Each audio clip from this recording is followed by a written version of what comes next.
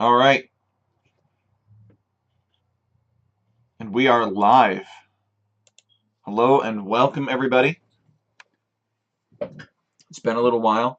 I decided that I was going to take a break from some of the more complex function building work that I was doing, things that I would not want to stream because it'd be very boring. It'd be a lot of swearing and pacing and mashing buttons until something worked.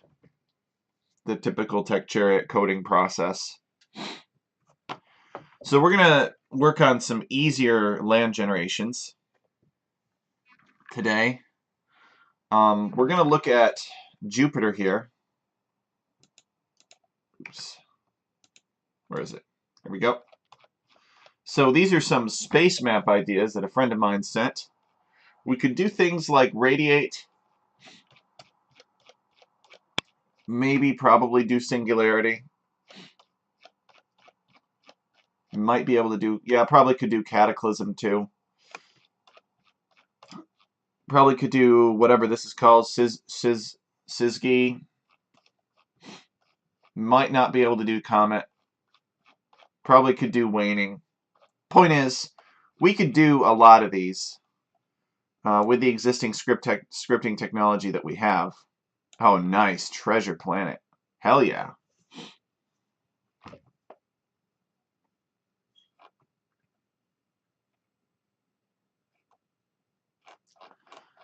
So let us work on Jupiter, though, first. So a big thing with this is we need the circular shape. We need the eye of the storm, if you will, or the big storm that's going around on Jupiter. And we need these otherwise horizontal forest distributions, which I think that we can achieve. So first things first, though, we're going to need an ellipse. And thankfully, we've already done an ellipse. It's in Karga, so we can go and grab that code from Karga for the ellipse. And then we'll also use it for this big circle here in Jupiter as well. So this is going to be an Age of Empires map, of course, and the players will be arranged to avoid that storm wherever it is. And the reason that our scripting technology is a good fit for this is because we can make those perfect circles or those perfect ellipses quite easily. So if we go and we generate Jupiter right now, which I have created a file for,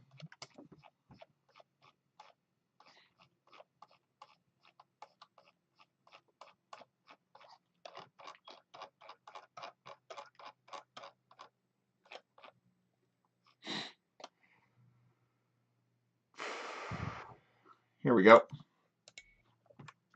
It is nothing. It is just DLC black terrain.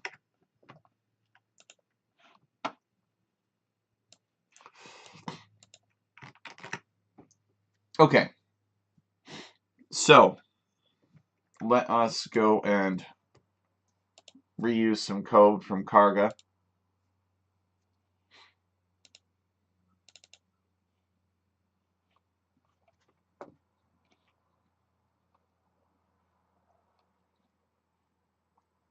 Oh shoot, that's Karth, not Karga. Karga's under publications, I believe. Yeah. It's a so-called finished map.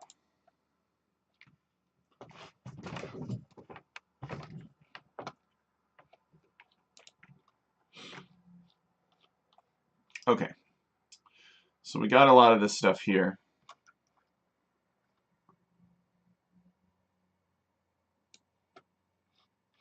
Let's copy this over.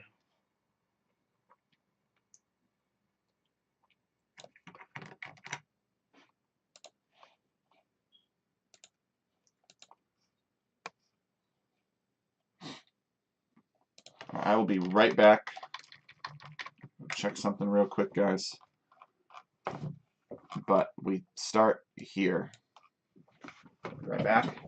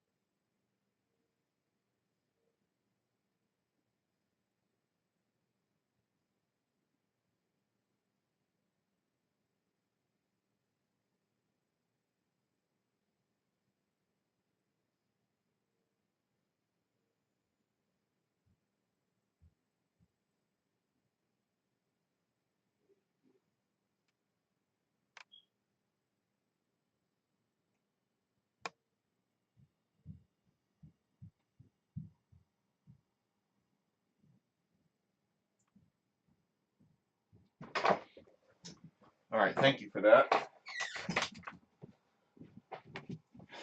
All right, so let's see, what have we got here? So we got an angular orientation, which for now we're going to leave 0. And we've got a couple different, hey, Jaws here. Welcome. Couple different aspect ratios. And we're going to find all cases of... Oh, what is going on? Oh, the wheel fell off my chair again. It seems like it's a different wheel every single time. There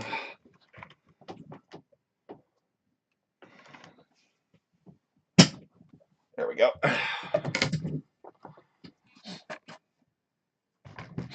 And we're going to call this ring terrain instead. So we're going to find all cases of oasis terrain and replace it with ring terrain. So we'll replace it all. There we go. And it looks like we are starting at essentially 0. You know what? We don't need any of this.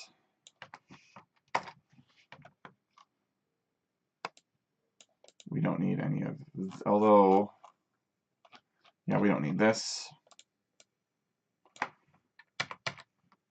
Gosh, I haven't done something with signature in such a long time. Let's get rid of this. Honestly, let's get rid of this too. We'll be fine. We'll need to get rid of 2 ends down here, though. Okay, and we got our manual land placement here. We'll get rid of that for now. Actually, get rid of it entirely. So really, the core of it is just this right here. And we don't need the signature thing. And it's really just about R.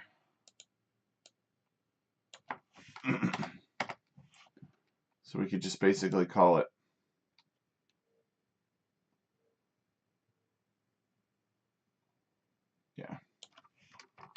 we just call it R here.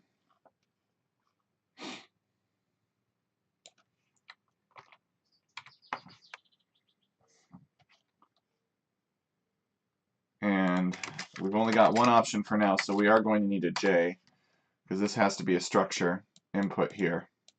We'll get rid of that. And we don't need these created player lands, so we'll comment that out. I don't want to get rid of them completely because I want to make sure that I remember where to put them. Okay. And let's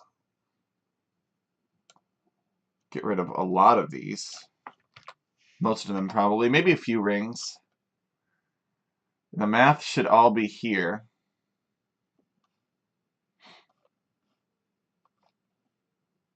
Alright, and actually I think we're pretty close at this point. So I'll get rid of this, and I'll get rid of this little experiment thing I was doing down here. Don't need that anymore. Rather, don't need that for now. Yeah,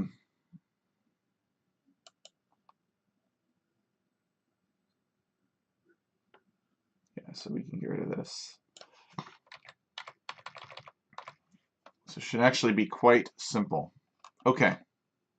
We haven't defined B, but that's alright because it'll just use grass.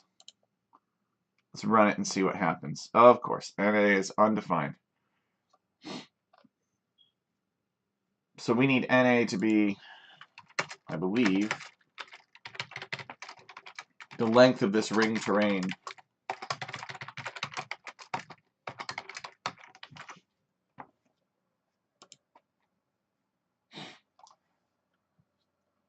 Ah, yes.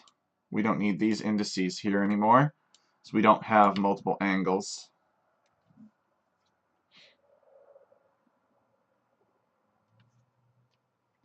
So actually, we'll just... I don't think we're going to want to change the angles, but in case we do, we'll replace this with a 1.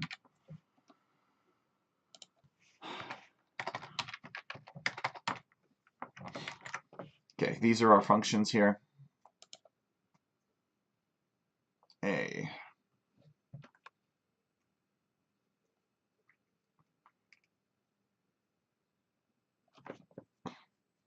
A appears to be our domain.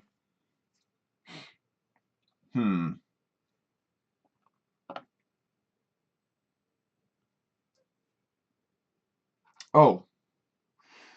No, A is whatever the radius is. So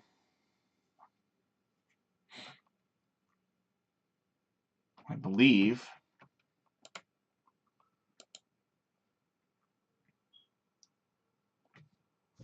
basically starting innermost. And so our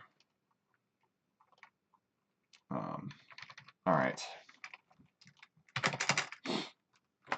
A is equal to lin space from 2 to length of ring terrain. This probably isn't the right way of putting it.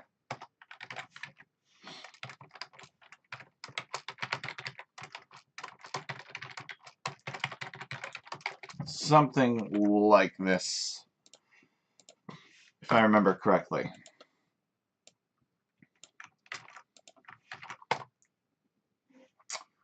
So,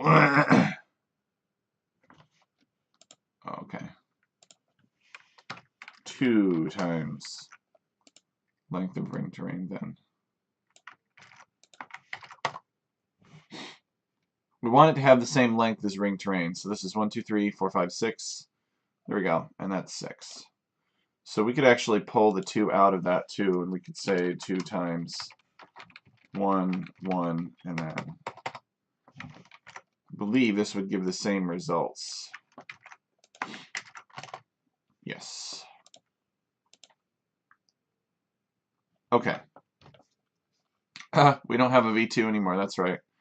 We got a V4. We are advanced, babies.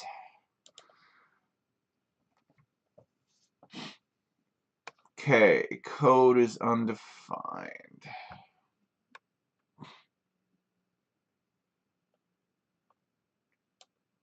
We'll just use... Oh, we'll just use list here. That's fine. Okay, excellent. It produces a result.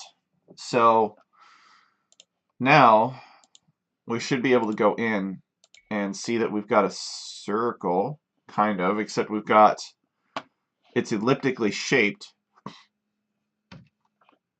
and it is indeed centered though. So let's see if we can make that circular. Come on.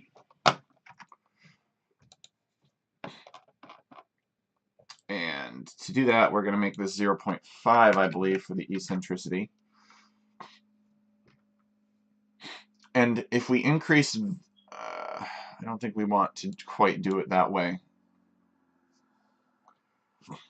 But let's run this first and see how it turns out. Make sure that we're circular. No? Alright, we want an eccentricity of 1 then. Weird. What an arbitrary number.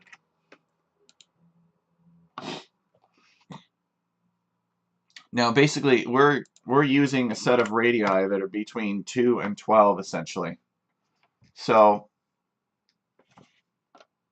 bear that in mind. It's basically doing a ring for each one. And we've got this space barely in the middle here that it did not touch. So that's fine though, because we're going to actually put a manual land in the center that fills up a lot of this space. We'll actually probably constrain it with borders, honestly. Could be the best way. Borders are my new favorite thing, yo. Okay, but we need this to be a lot bigger. This is on a giant size, and even this is too small, which is fine. All right, so we will do something like, we will have it, we will instead say that A is equal to, like, I don't know, maybe A max is the biggest. And we step down by a step of -2, and we do that for whatever length of ring terrain we have.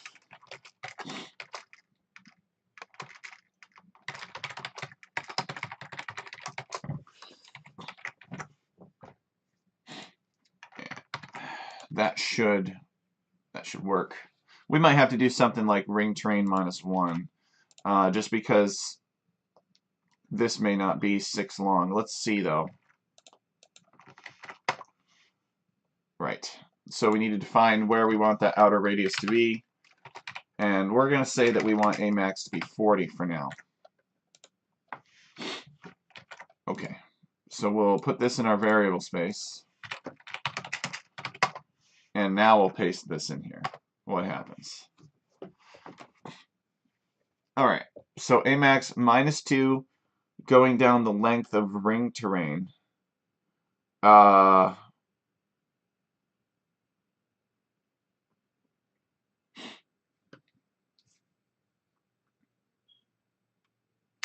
Okay, I see. So it's going...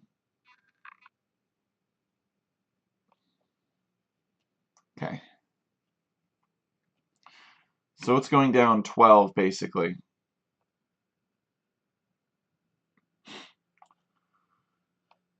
So it's going all the way down to 6, and that's not what we want. We want it to do 6 points. So let's see. How can we get it to do 6 points?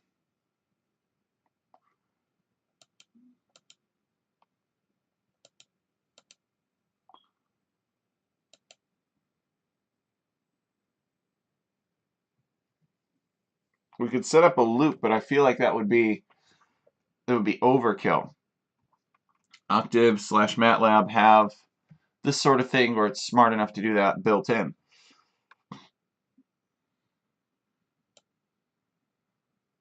All right, well, I guess we just do Amax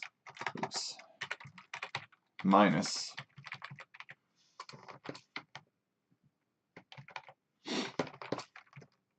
and let's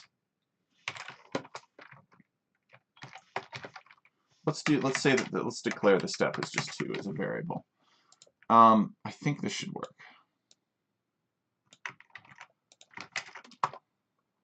Oh, right.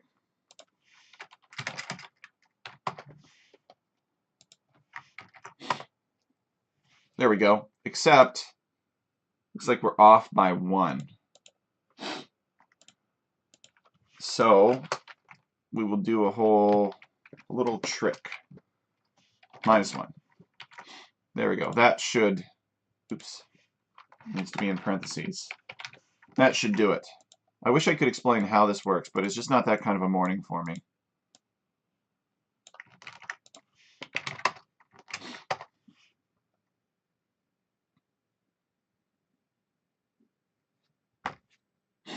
What?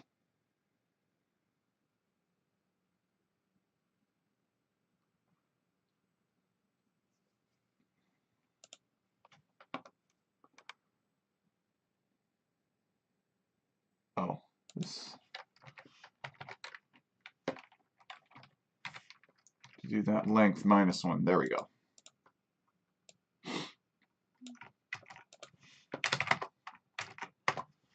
Okay, good. We got our 6 entries.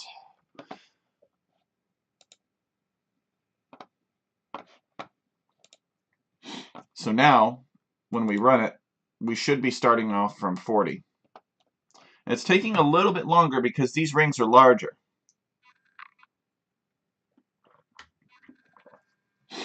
The radius is bigger.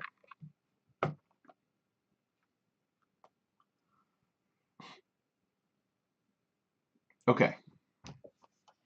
Elapsed time is about 16 seconds. Oh, come on. Come on. It's killing me. Alright, well that's giant. Let's see if it appears on large. Yes. Yes, it does. Alright, but it does not appear on normal. I wonder if this is behavior version 2 at work.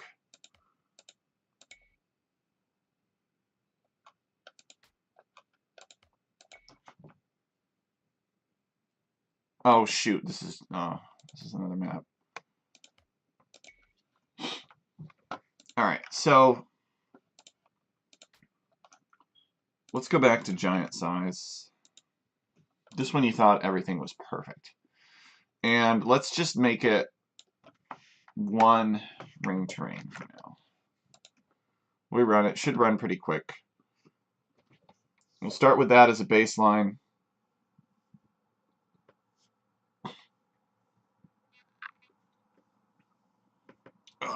Okay.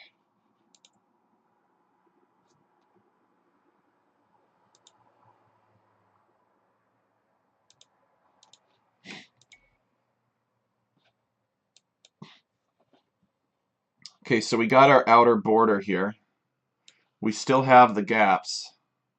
So what we could do, maybe, what if we,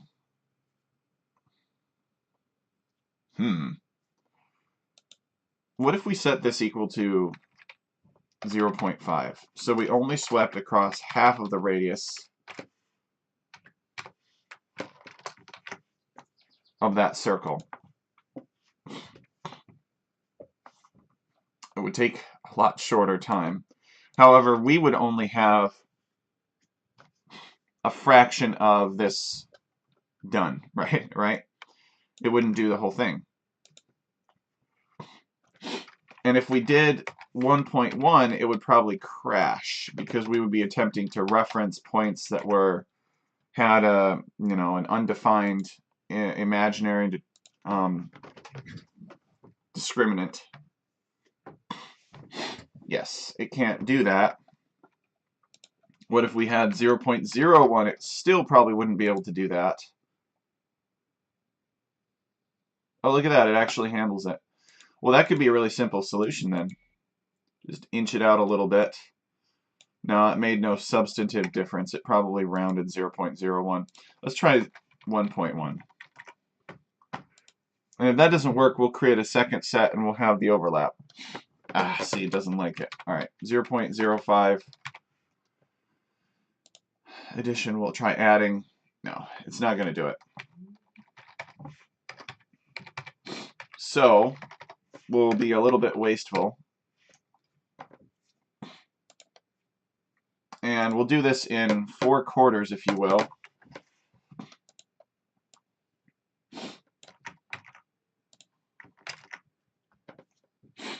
And we'll call this like, we'll call it OL or something. And we'll just try to minimize it as much as possible. Really, that gap should not appear at all, but our program is not perfect. It's good, but it's not perfect. Alright, so OL is going to equal 0.75 for now, and that's going to be like the overlap parameter.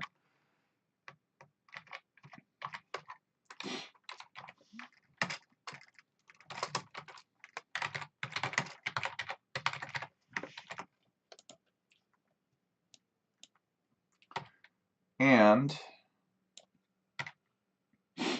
so now these two are just going to be at that angle plus 90 degrees.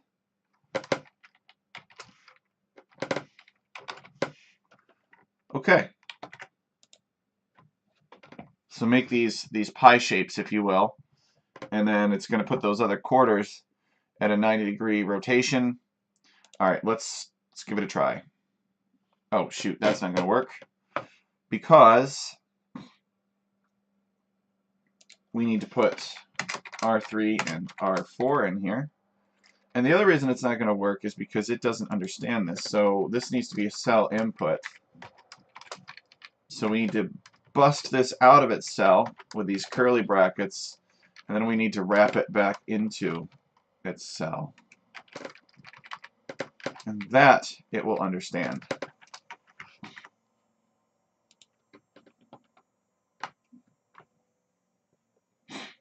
Okay, good. So it ran. Let's see if we can get rid of these gaps that way. Okay, excellent. So got a little bit of overlap, got some points that need to be erased, but overall it looks good. Now, in theory, we should be able to get away with 0.5 for this. But let me show you what happens if we do like 0.25.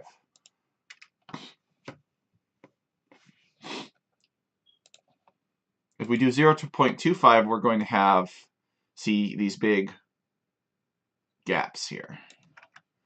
So if we do 0.5, it should perfectly align.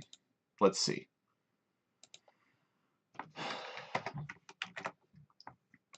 And then in theory, this is almost essentially no extra work to do because it's doing half the number of points per, and it's doing twice as many commands. Now, there's a little bit of overhead with calling the function.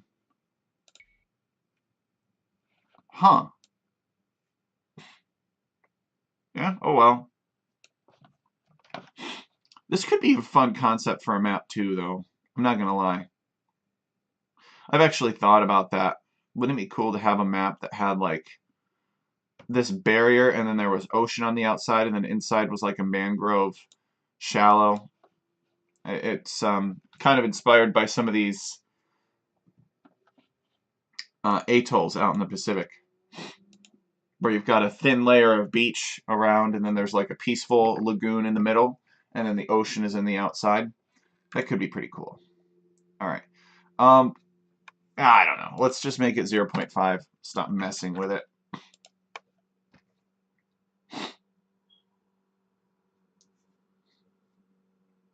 Okay. So that's good. We hit generate. We indeed get the situation that we confirmed earlier. So this is Jupiter. Now we need to make another, and we can fill all this in later. That's not a problem. We need to make the eye of the storm now on Jupiter. So therefore we need another ring. And so for that we're going to need the eye. And I would love to compartmentalize this into a function. But I don't know. I don't know. Seems like a lot of work.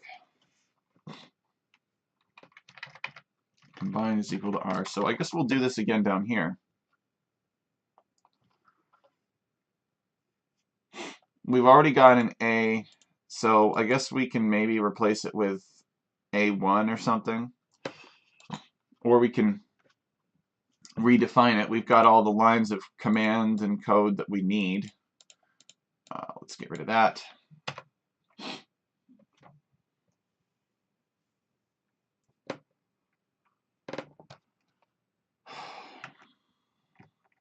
So we will find A and we will replace it with A1. There we go. All right, so this is going to be A2 then. And we're going to find NA and we're going to replace it with NA1. With anyone. All right, and then we're going to find A1 max and we're going to replace it with A1 max, which is trivial. And then we're going to say, we're going to find ring terrain, and we're going to replace that with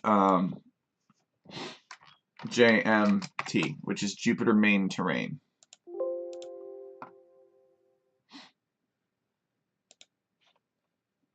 Okay.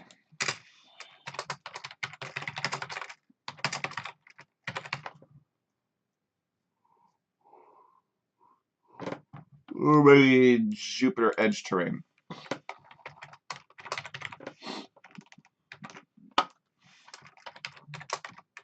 JET for short.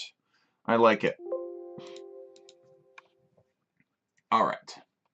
So let's do this again then. Except we're going to come down here.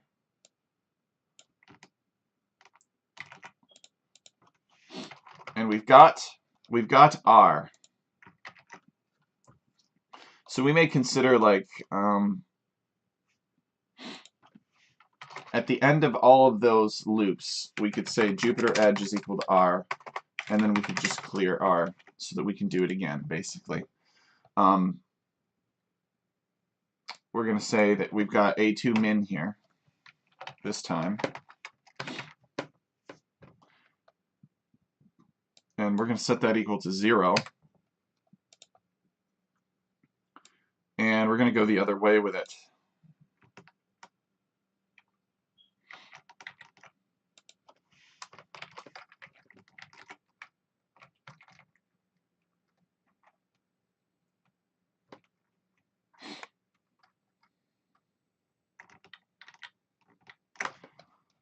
So we want to go from A2 min, and we want to step up by S, and we want to go, we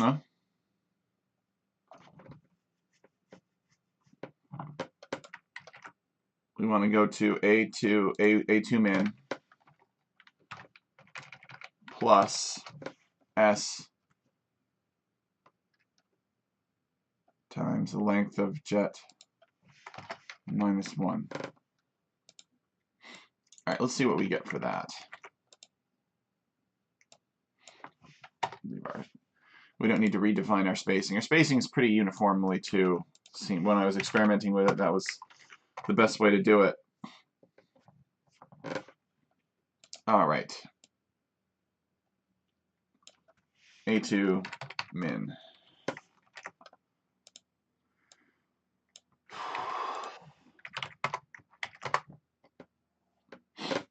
Right. JET is this now.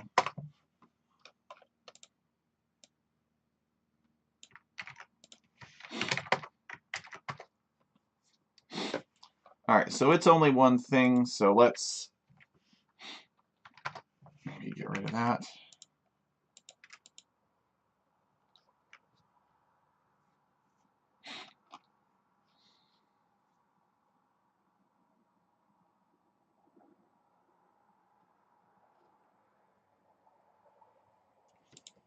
Try this. 0, 2. All right, so the length minus 1 is indeed correct. But we can't, just this value is simply wrong.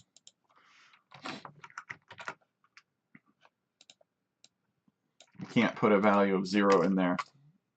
This is just going to be putting the ring at 2. And now, actually, we don't even want jet for this in general. We want, like, I terrain. And our I terrain, we're going to use just dirt for now. So, length of ET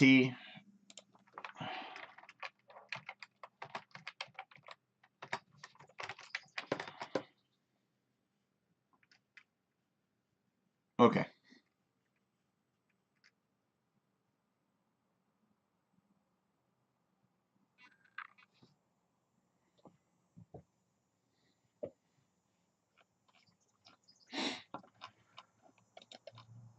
Okay, and then Jupiter edge, and then we're going to have like I edge, I guess, is equal to R. And then we're going to have combined is equal to JE and then EE. And let's see what happens.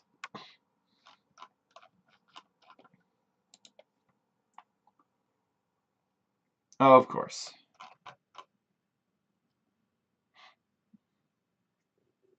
We want A1 max. I'll be right back. Got a running nose this morning.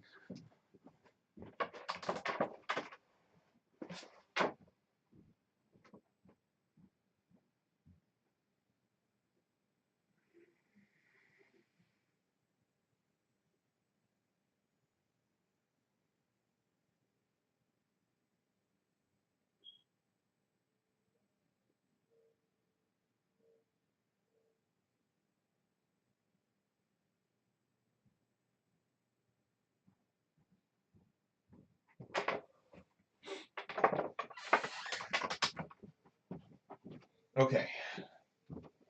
Did it work? Aha! Looks like it worked. Excellent. Now this will be centered nowhere. So it ran.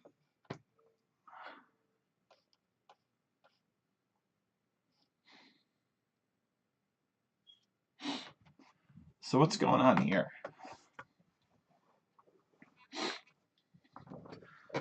We've got JE and we've got EE here. Interestingly enough, they both have the same number of points, which is kind of suspicious.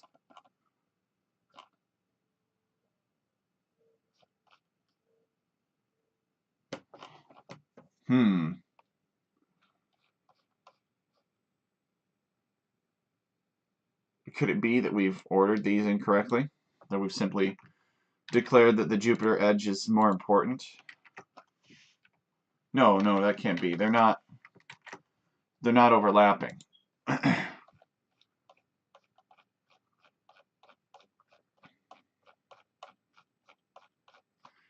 So we got a lot of B's in here in the script file, but we don't have. I don't see any dirt terrain. So somehow we're computing it, but it's not getting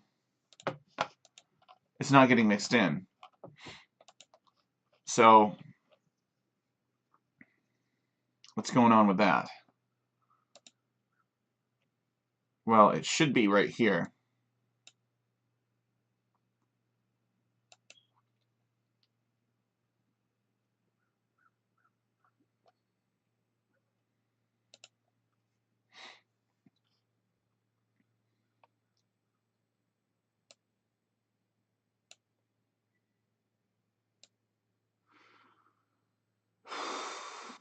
Yeah.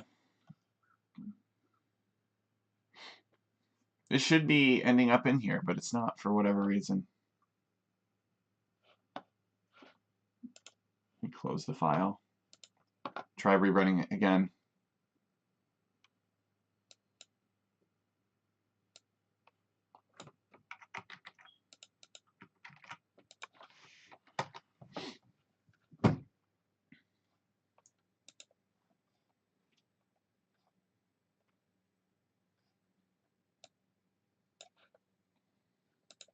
Only took 6 seconds, right?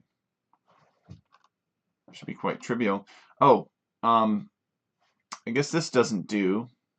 This shouldn't be going from A1. It should be going from A2.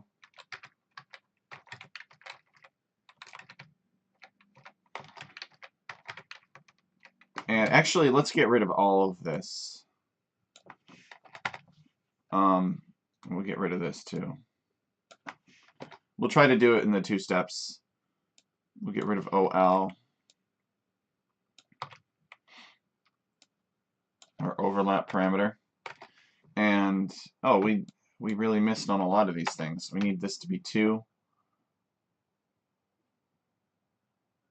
I'm surprised it ran at all, actually. And we're redefining the functions here. That's fine. All right, let's rerun it. NA2 undefined. Really? Well, then we'll have to make NA2. NA2 is equal to length of ET.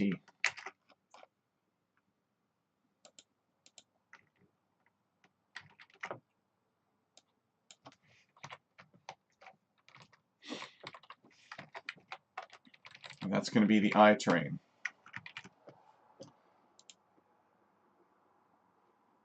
So we need to redefine it too. We need to actually change that definition.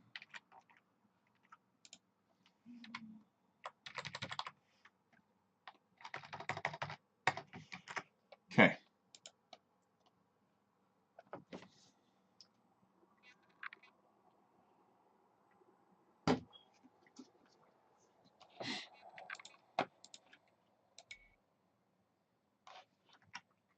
Still not present.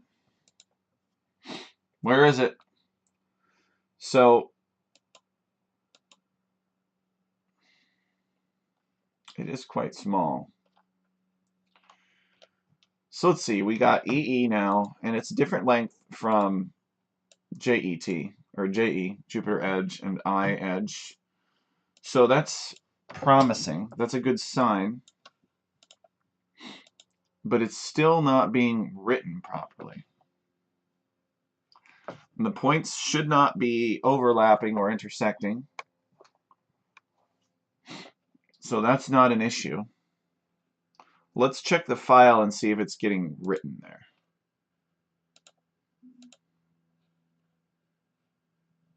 Oh, man, I gotta clear this out at some point. Reorganize it. Okay.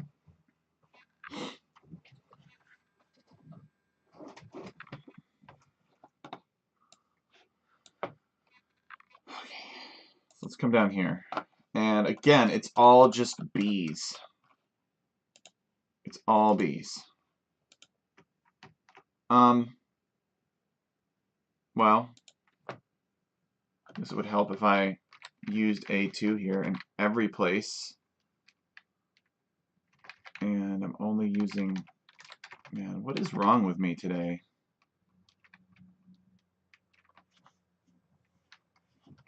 At least the I terrain is correct.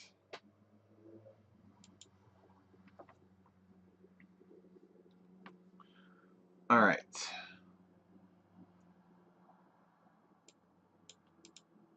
I'm still asleep.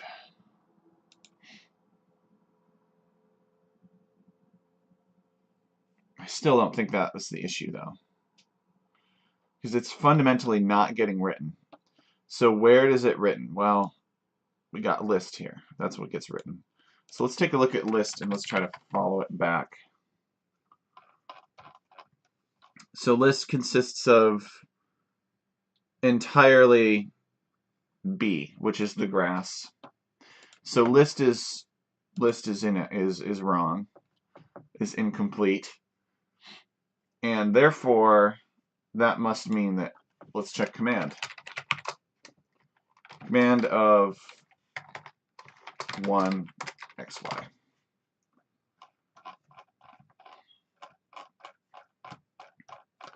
Okay, so as expected, this is also wrong. It's the one thing. All those create land commands.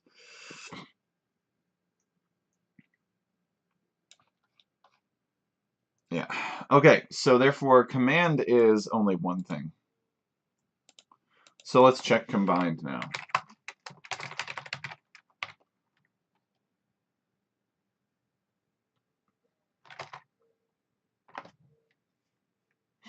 Right, combined is how it goes into the RMS processor. So this is going to be a lot harder to inspect. However, we can use a little trick.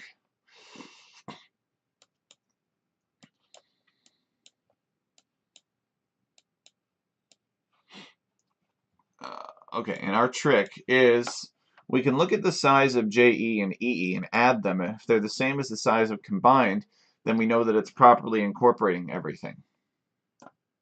So, let's see. JE is 942, and EE is 226. So that is 1168, and we see that combined is indeed 1168. Huh. So somewhere, somehow, our RMS processor v4 is failing to integrate both together. So what happens if we just say that combined is equal to EE instead? And we comment this out. Do we then just get the I?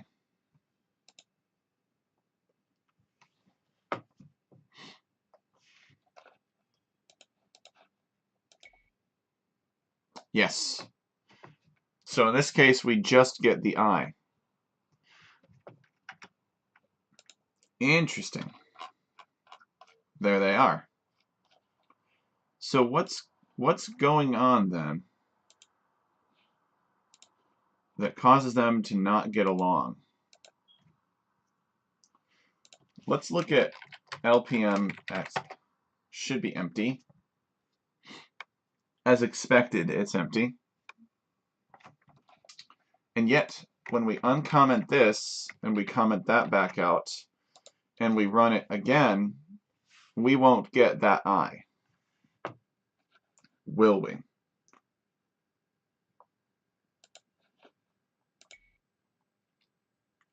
We will.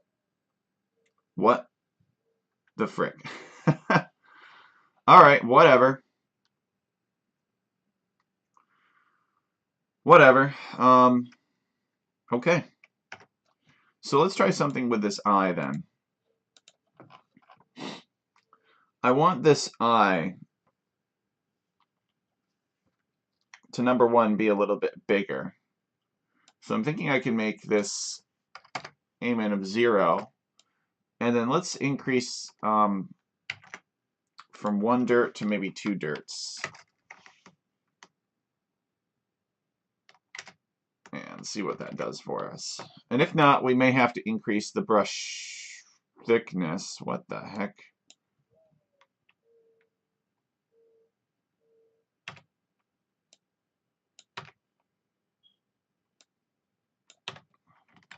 Okay.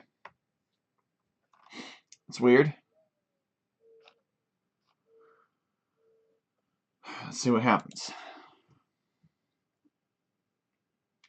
And then the other question becomes is, can we even translate this I properly? Okay, good. So we filled in the space, and who knows if we need to do all this extra stuff out here anymore. I guess we could try it now that we've corrected this to a 2. So we'll just say that R3 equals nothing. R4 is equal to nothing.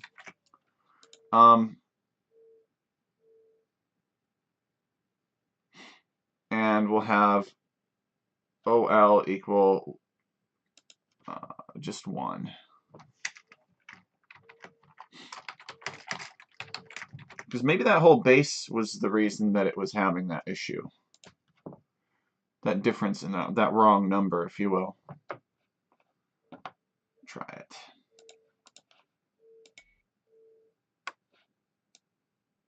Nope. Comes back. Okay, then. Well, that was fun. So we'll get rid of this.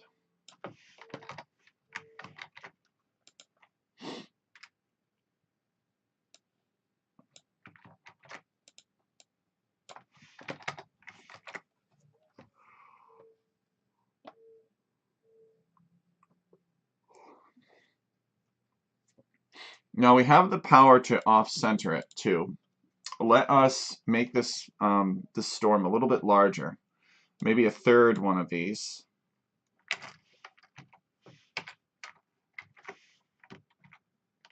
Oops. Okay. And we'll redefine little r now. 0.75 maybe.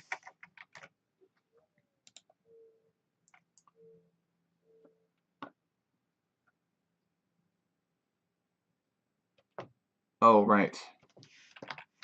We need to make that a cell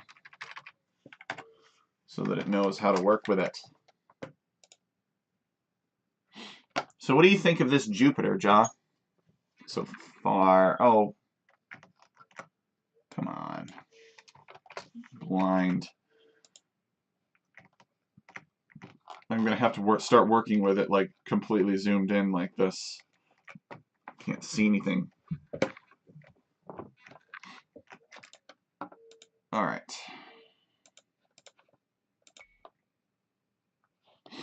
So we can see that it is starting to do something. If we need to make it a little bit bigger, I think I'm going to keep it there for now. Let us set the angle equal to 45 next.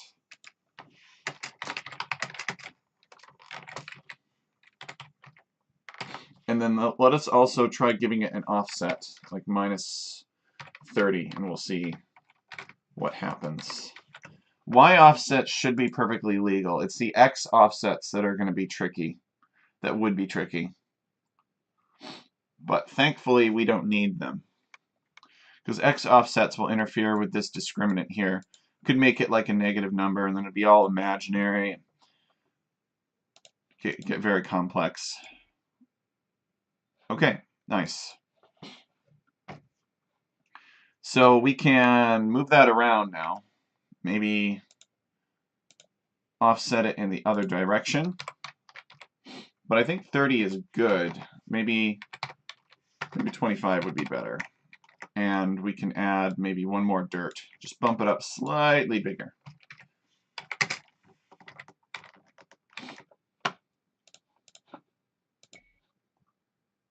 Right, we need to rerun the program first. I knew that.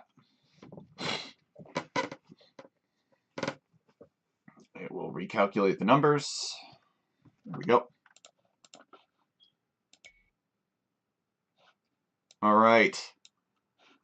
I like it. I think it's in the right position. I think it's the right size.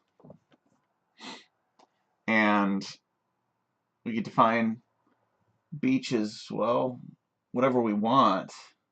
Although, I will say, let's think of our strategy here. So everything else on this map, the base terrain, is going to be a beach terrain of some kind, probably. I think we're just going to make it B for now. And then we're going to have a manual. All right, let's start working on that. It's kind of complicated, so I'll explain as we go along. So the base terrain is just going to be beach. Maybe DLC wet beach would actually be the best choice. Okay, so we've got DLC wet beach out here. We need to define B. Now, we kind of said that B was our border earlier. But we should give it another brown color probably. Not dirt exactly, but maybe like dirt 2. So, and we should shorten these too. So we shouldn't use dirt, for instance. We should use R. Because we don't know how many times these are going to appear. And we want to conserve as much space as possible. As practical. So this edge terrain is, we're going to call it R2. And let us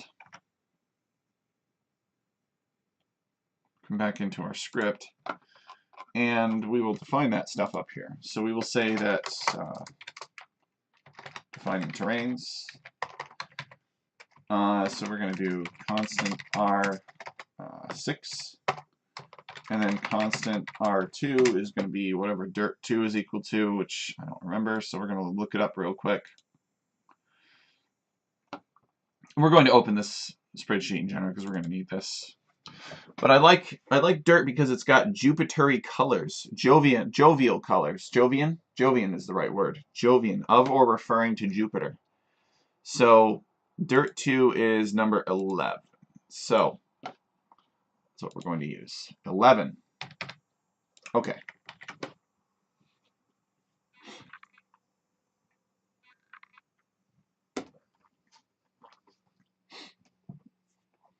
So we are also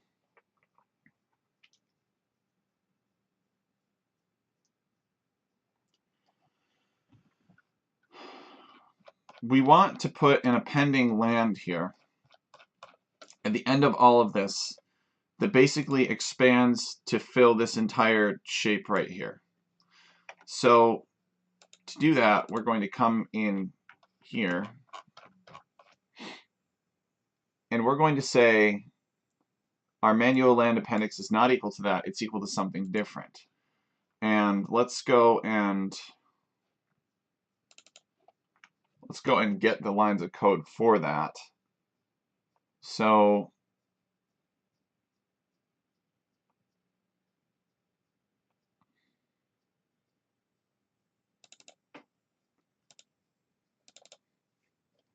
we've got some lines of code already baked in to another script that I wrote. Never ended up using it, but that's all right. Copy that.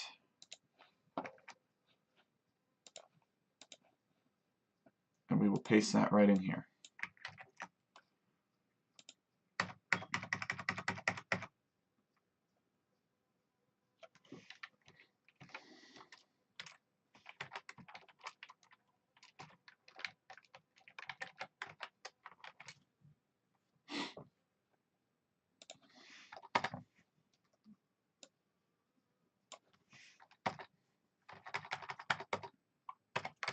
Okay. And this land position is going to be at 50-50. So it's going to be in the center of the map. It's going to try to be 100%. And this is going to be just desert.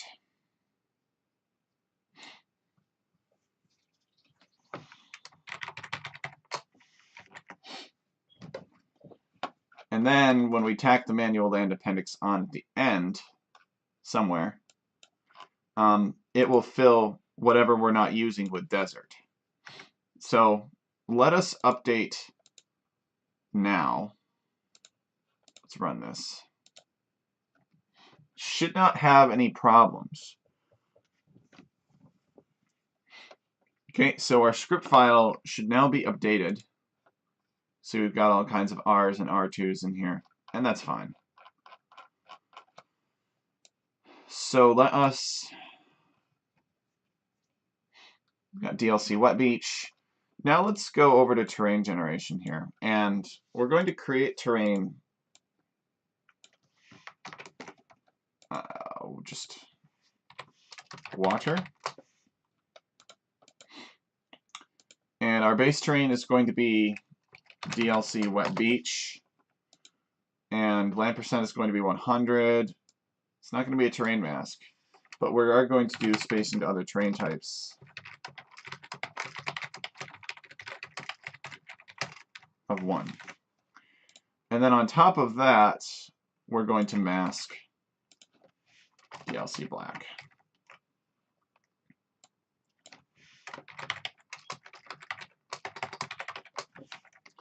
Base terrain is going to be water. So this will give us our spacey look.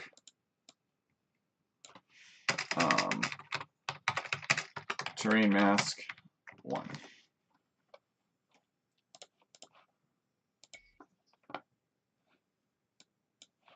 Okay, there it is. So it doesn't appear black on the mini-map, but at least it appears kind of blackish for space. I don't know.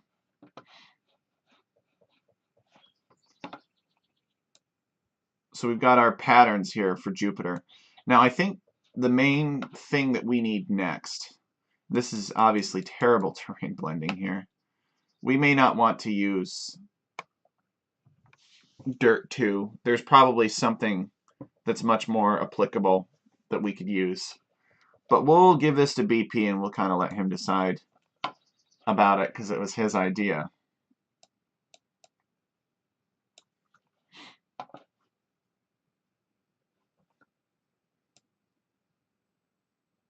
Problem is if we made this terrain mask too, I'm not sure that ships would be able to travel on it. That's the big thing. I don't know that that would happen. Maybe there's a really deep water. I think there is actually that we can use that'll make it look a bit better. Let's see, what have we got here for choices? should be a very deep water. Let's see. Bring this up on the other screen. Darker than deep water. So DLC water 4 we could try. Deep water is already pretty dark.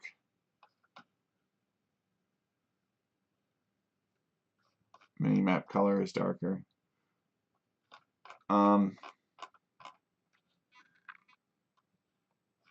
Yeah, we could try it. DLC water 4. Create terrain. DLC water 4.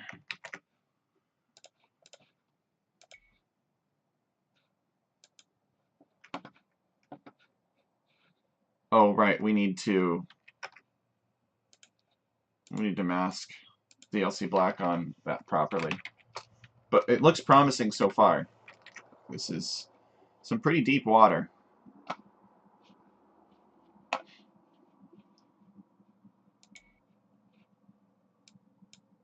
Oh yeah, that's way better.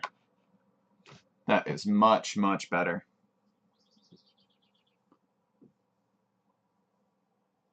And we might even put like some green or some brown patches out here to give it a little bit of a nebula feel. But I think this is the winning combo right here. This is pretty good. What happens if we mask the evil fog terrain over it? That would be fun too. That would have kind of a glowy look to it. Alright. We'll try that and then we'll stop fooling around here. So create terrain EF for evil fog. And we need to define the evil fog up here. Evil fog, and this is going to be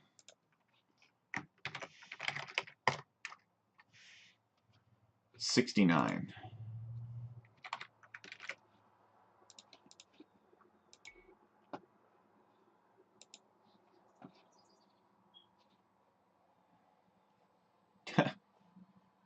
Interesting. Look at that. Now that is fun.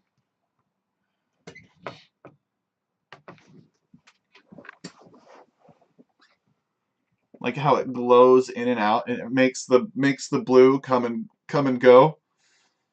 Look at that. I like it.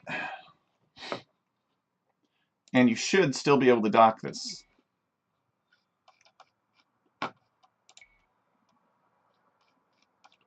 The best part. What? No. Oh, right, because you can't dock. Dang, you can't dock the deep water. I bet if it were regular water, you could dock it. All right, no worries. We will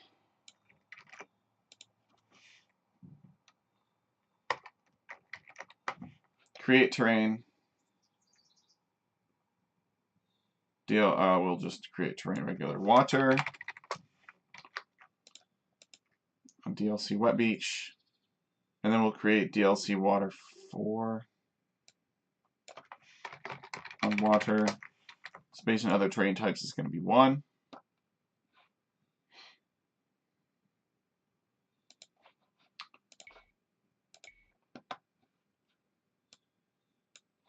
Ah, looks terrible. Let's make sure that it can be docked. Yes, it can be.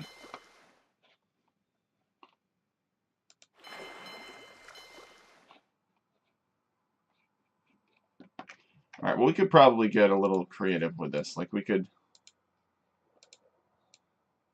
put down the evil fog on top of the water first.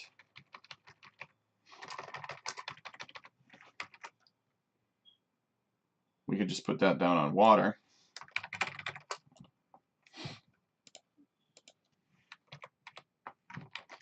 And then we could replace the water with DLC water 4 if it has that spacing. That might be the way to do it.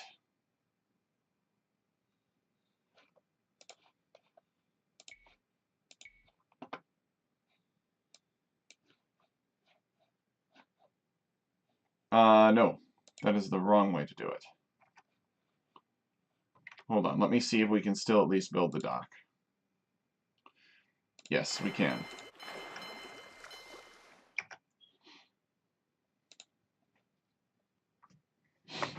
So,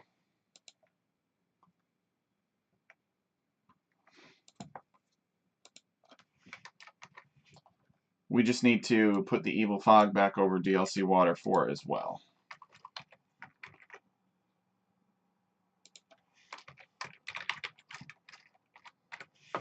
There we go.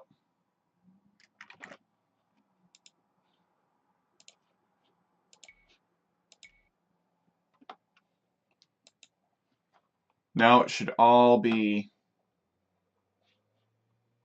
Yeah, that looks good.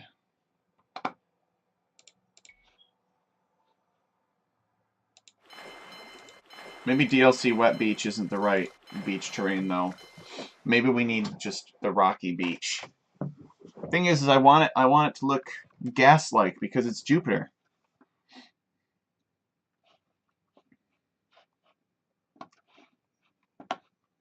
Might even be able to do patches of green out here too.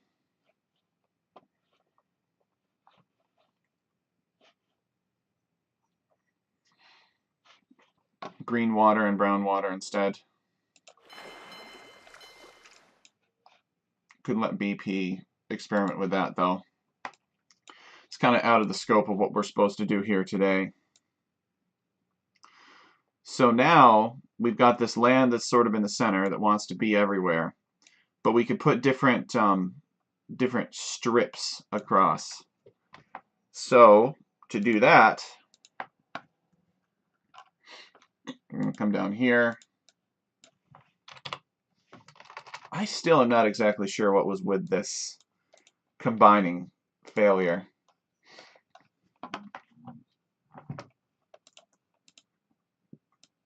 And we'll just use leaves.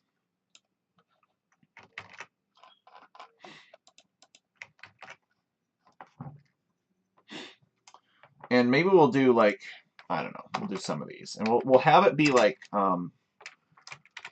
stripes is equal to this. Stripes is actually equal to stripes plus this.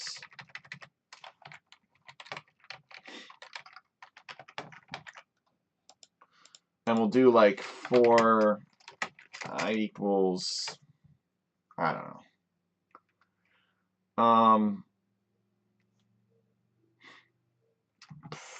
1 to 10 maybe. We'll start with that. And we'll initialize stripes up here so it doesn't complain that it doesn't know what it is. Okay. Big thing is that we basically want to go from, let's see, the center of this is minus 35, so we might actually be able to do like minus 40 or 45 even. And we'll create these horizontal lines across this entire planet. So we want to go from minus 40, come on, minus 40 up to plus 40. So we'll do like minus 40 plus maybe 5 times I, something like that. And everything else should be correct. We'll have 0 times x. Oh, huh, alright, this is cute. We'll have to be smart about the range.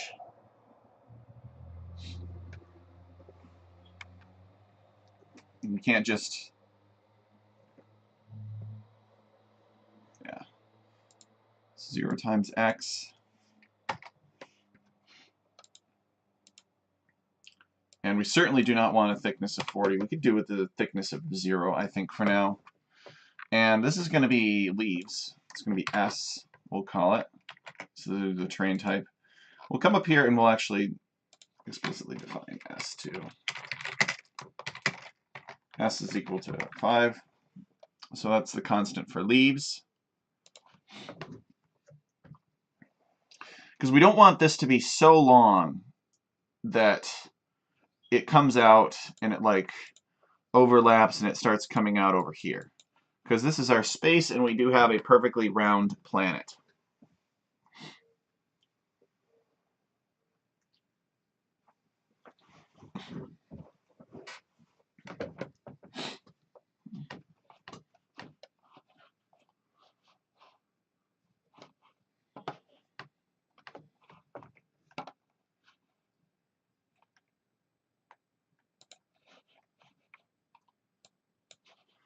Okay.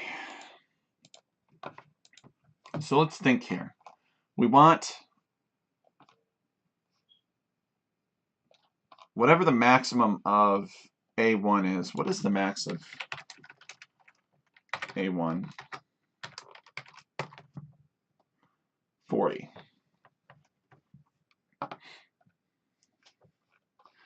So we know that it needs to be somewhere between, the span of this needs to be somewhere between 0 and 40, essentially. And as we go up, we'll kind of get that increase, if you will. Let me see if I can sketch something for how this range needs to change as we go up in Y. So let's see. I'll sketch it on the whiteboard.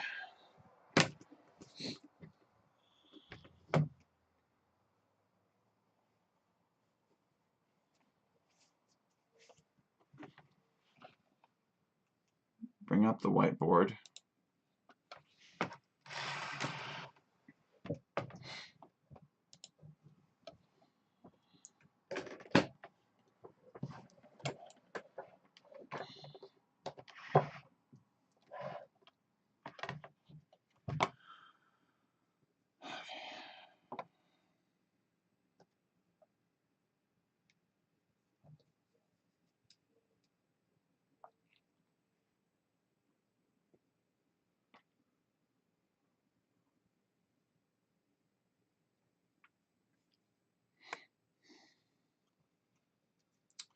Yeah, that's nice.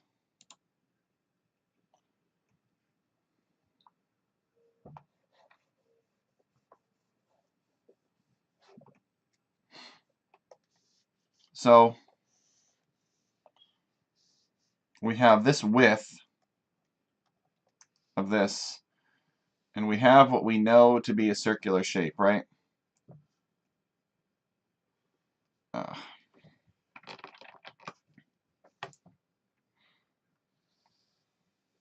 And we want to determine this width as a function of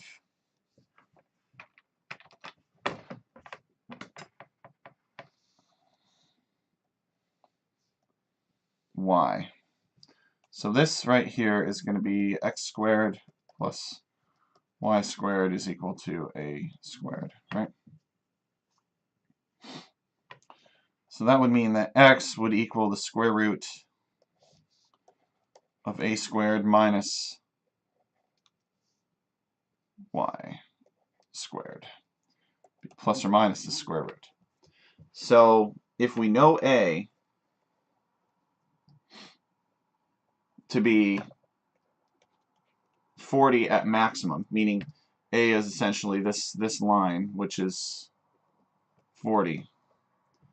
We should know y, and we should be able to get x. Both of them. All right. Well, that was easier than I thought it would be. Just a little bit of simple geometry. Okay. So let's come back here. And the first thing that we're going to do is we're going to specify this as like capital Y.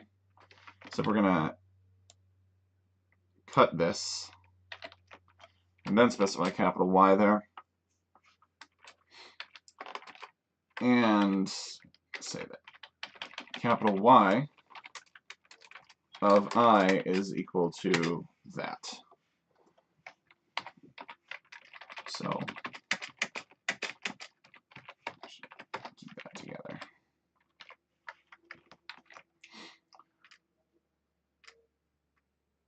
What the? Square root of 2? Where does that come from? Who cares? So we want -1 to 1 times the square root of, and we can actually, we don't even need to put 40 in here. We could put something else, but let's put 40 for now. 40 squared minus y of I squared. Okay. We will see how this goes. We could always maybe decrease this a little bit, pull it back a ways, if you will. But we'll try it. So this is going to cycle through, and we want probably 10 here. We probably don't want 5. So, and we want to go from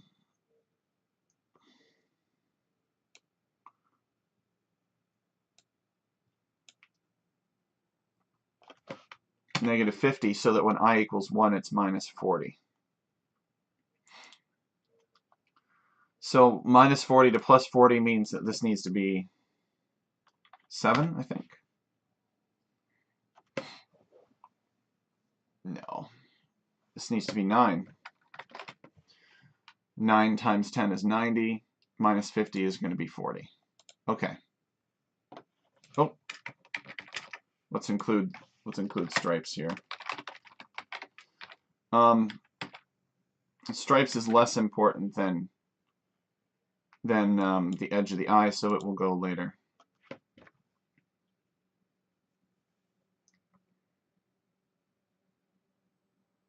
Okay. Well, let's see what happened. It didn't crash, and we had some square roots, so that's a good sign. Okay.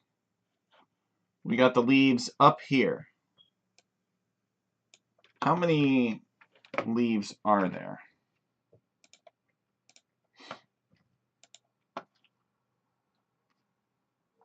A lot of them, actually. So let's try reversing the polarity. Classic Star Trek solution. But maybe it was really that simple. Always try the easy thing first.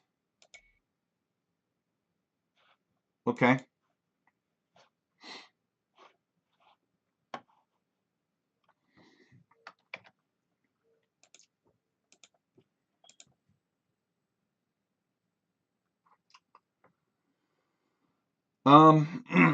So let's set it to where the offset is simply equal to 0, and we'll see what happens. So let's set this equal to 5.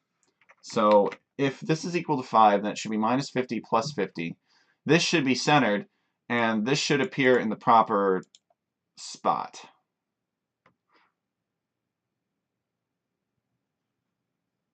And it should extend for 40.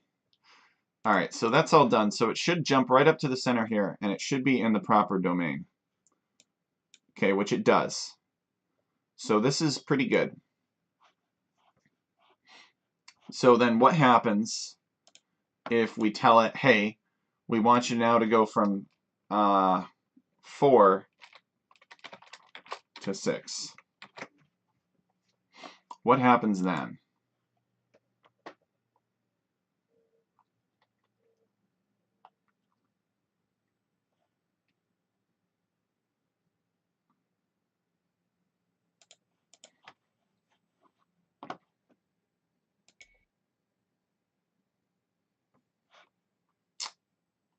Nothing. We should have additional stripes here, but we don't.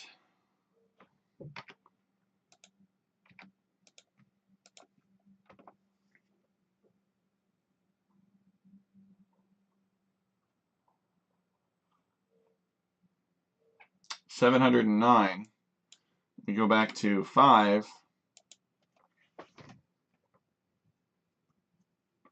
It'll probably give us something that's 1/3 of that.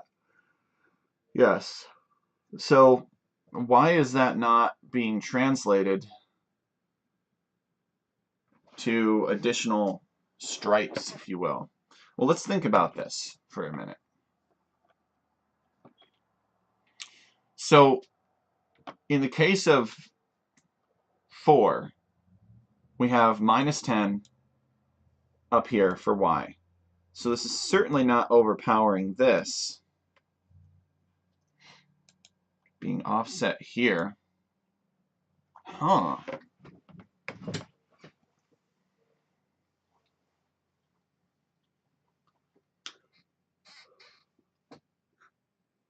I mean,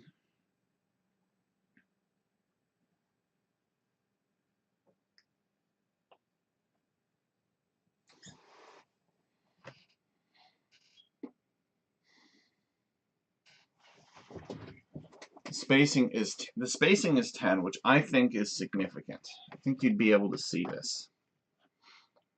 All right, let's try something else. Let's try putting 4 in directly and see if that shifts it down or up. So it's just a single point that it needs to look at.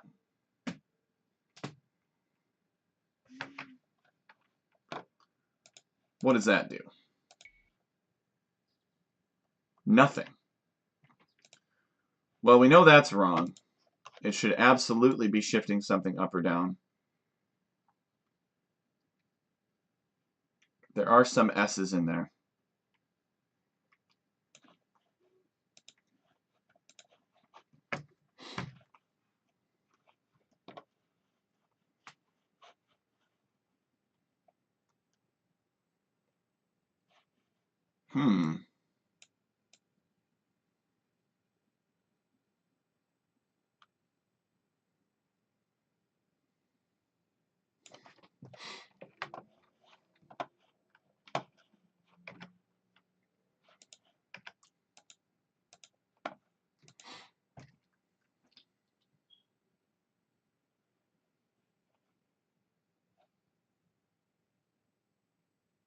Whoa. What's this? Y is equal to 4 different things? How can that be? Oh, I guess it's just because it's doing the 4th one. Okay. Tell you what, let's try something different then. For all the different values of y. Oh, come on.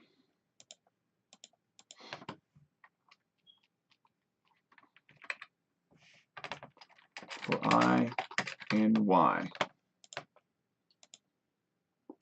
For I equals y, basically. We should be able to do that. And then we will say that y is equal to ln space from -40 to 40, and we'll do like 10 or something like that.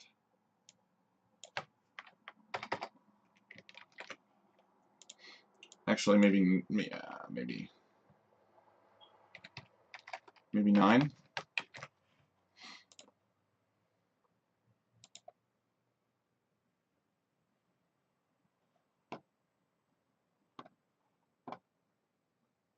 Okay, so it's the -40, -30, -20, etc. Oh, okay. So we don't want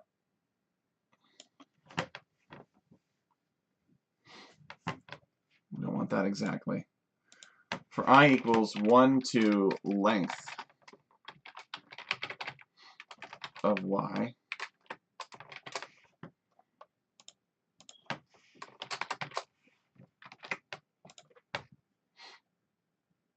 yeah, maybe that's what we needed. We needed that index there.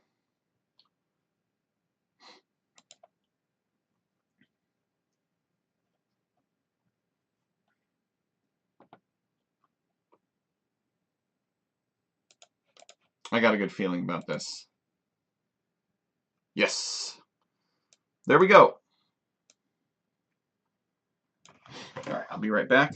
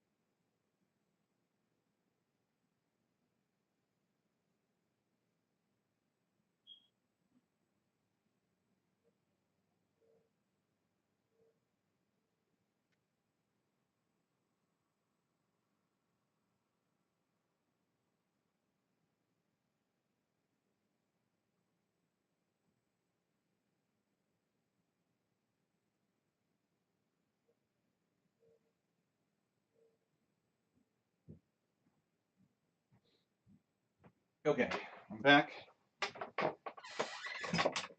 Yeah, so we just forgot the y of I in that offset. That's embarrassing. Imagine how much time it could have saved. Okay.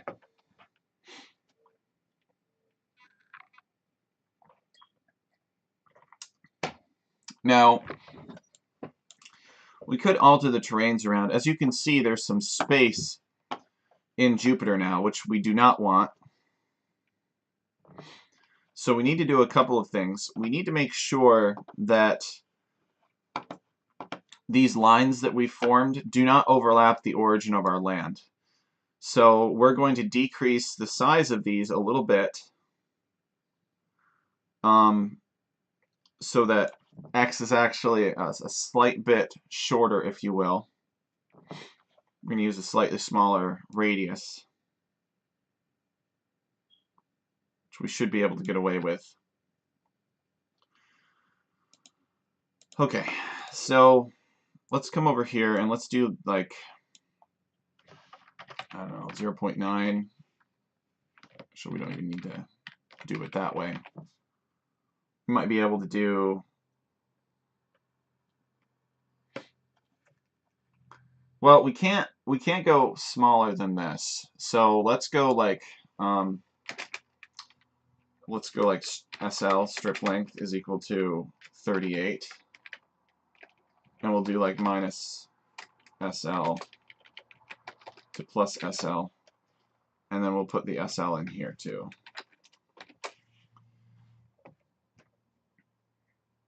Okay. And we will increase this to 12. Or maybe 11. 11 could be better. Alright, let's give that a try. See how that looks. Hey, C-Zoo is here. Welcome. We're just making Jupiter the king of the planets.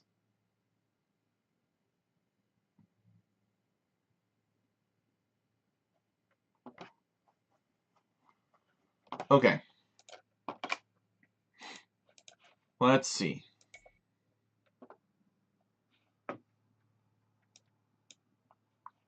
Well, we kind of partially formed this.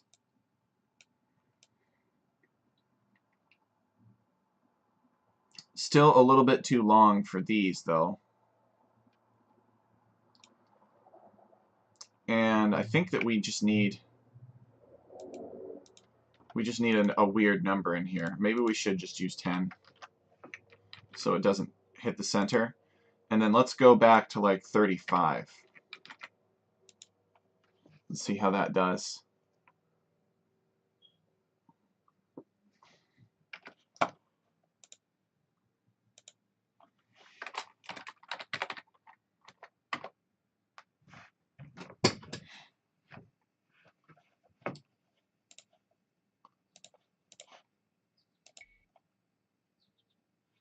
There we go. All right, so we pull it in slightly from the edge, and then we get these strips to form properly. And yeah, that's good. We're not perfectly centered here. I think the strips might be a little bit too many, honestly. Let's try...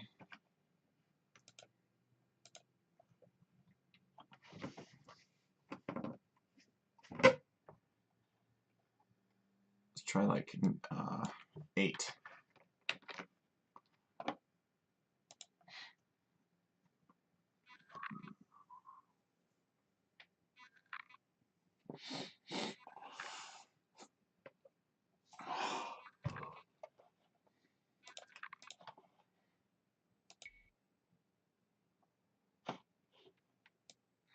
I don't know, that may not be enough of them either.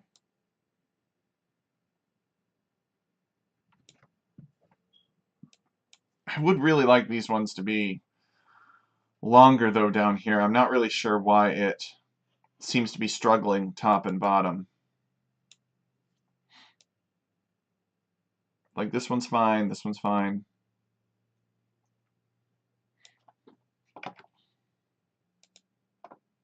So let's do a couple of things. Let's increase this to 12. And let's get rid of manual land appendix, actually.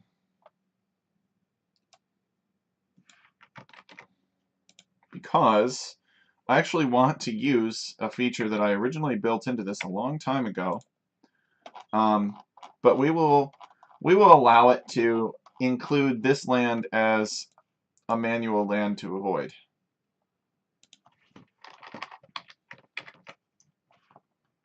So we will create land.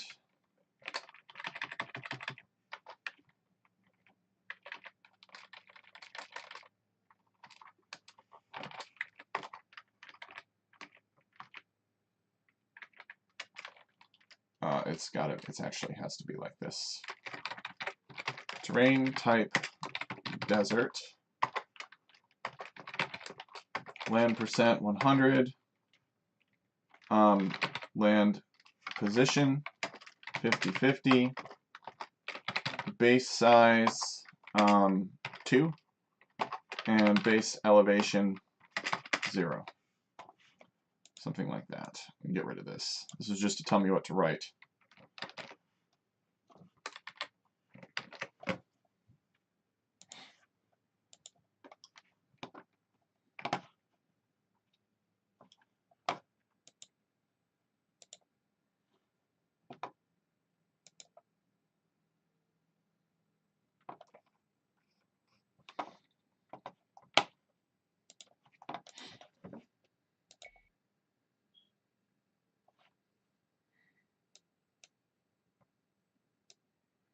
Yeah, it's just super short at the first and the last, which is bizarre.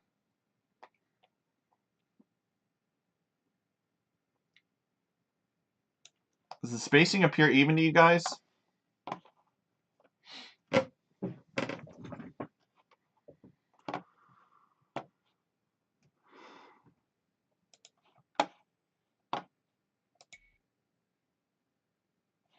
We could randomize it maybe a little bit too.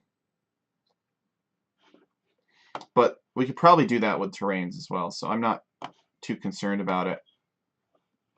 But I do wish that this weren't so truncated, it seems. Let's see if we get that same problem when we don't restrict. Hold on. So let's see what happens if we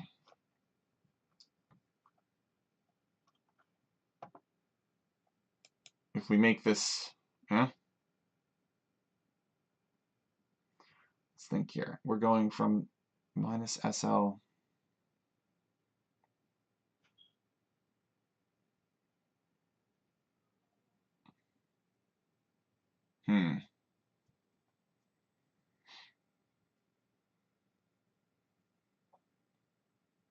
I'd be interested in the domain that it's calculating every single time. So let us copy this, run it. And we'll see what it prints out. Ja00 says, wow, that looks cool. Oh, I'm glad that you approve, Ja. The big part will be, the big difficulty could be in making this look swirly, but I think that BP can use like some terrain effects to layer on top of this dirt to make it look swirly. Obviously, these mini-map colors don't look right, but that's okay. A little bit of beach terrain there. All right, let's see what it prints out. So, okay, so it's literally calculating 0 and 0 there for this domain, which we obviously don't want. Which makes sense because we're saying that SL... Oh. Maybe we just need to put 40 back in here. Be done with that. Well, if we did that...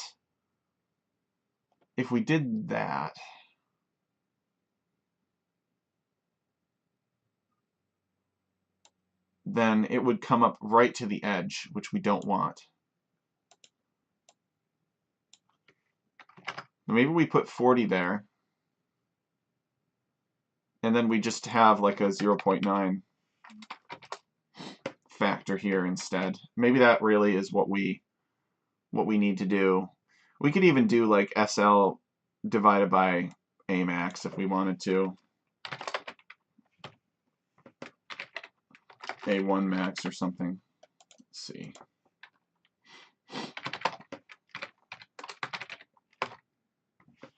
Whatever. Yeah, we'll just put that there. We'll give that a try. So we'll basically try pulling that scaling outside of the square root.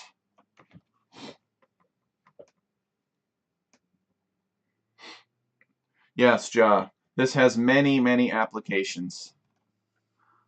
Let your imagination run wild. All right, we'll see if that is a little bit better.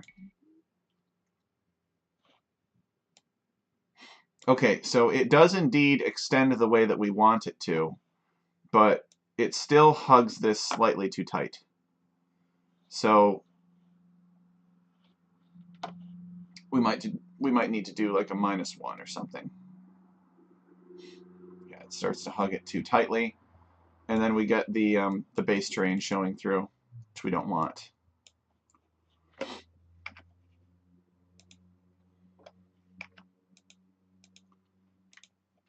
So we need to decrease SL a little bit. Maybe make it 32.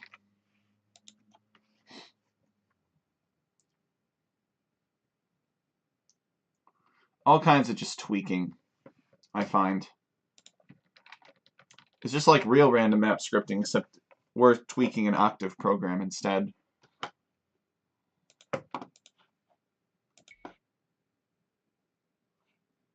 Yep, that's what I was afraid of.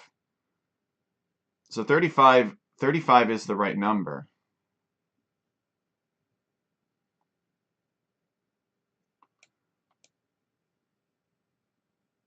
This is actually a perfect circle too. The funny part is that it actually looks more circular this way.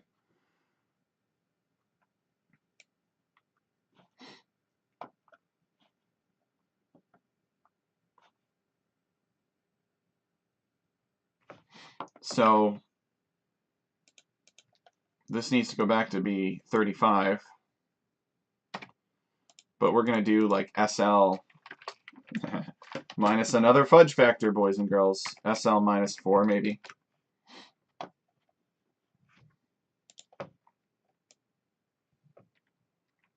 Yeah, we're almost there.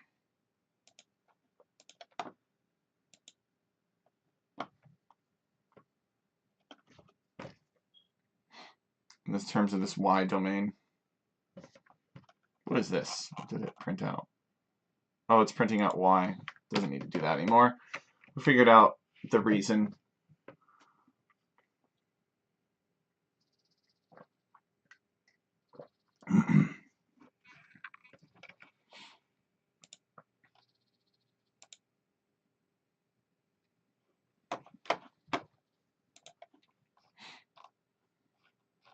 Okay.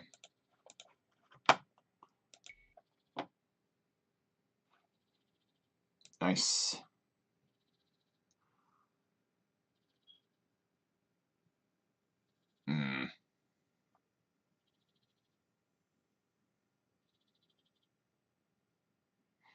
Still not quite, and you know, it really does seem to be affecting this in a biased manner.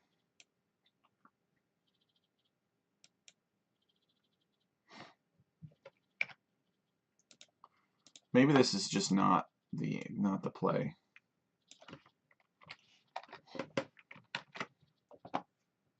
Maybe we can be smarter about how we pick SL then.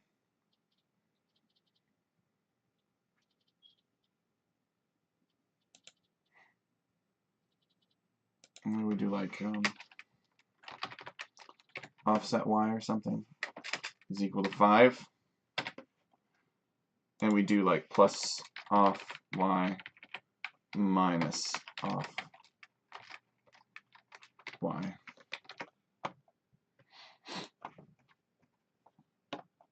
Seems like we're going in the wrong direction.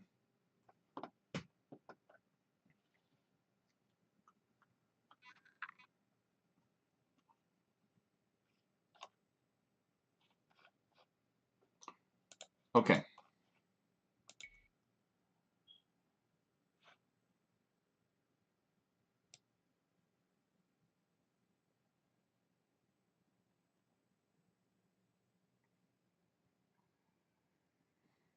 We still need to pull that in.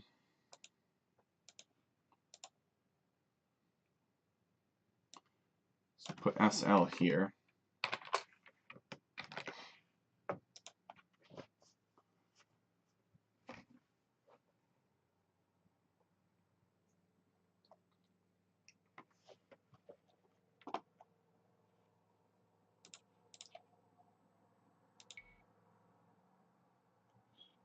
There we go.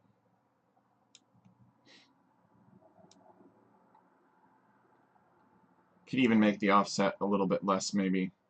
Maybe it's only 2.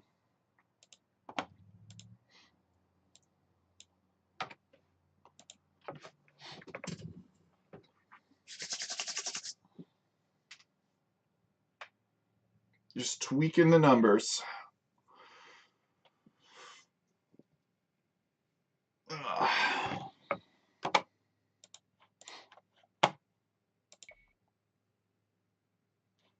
Yep, that looks good. I have decided that this will stay.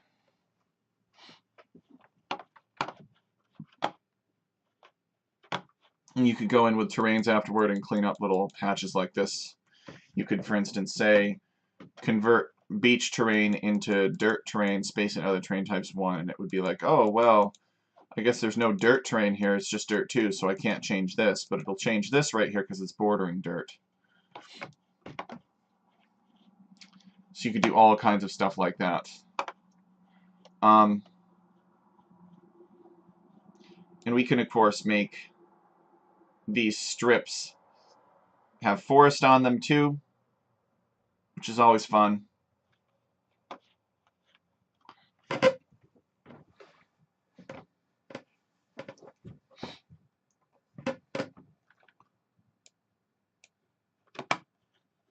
Could, you know, layer this spot here. There's all kinds of things you can do with this. I think elevation would be in order.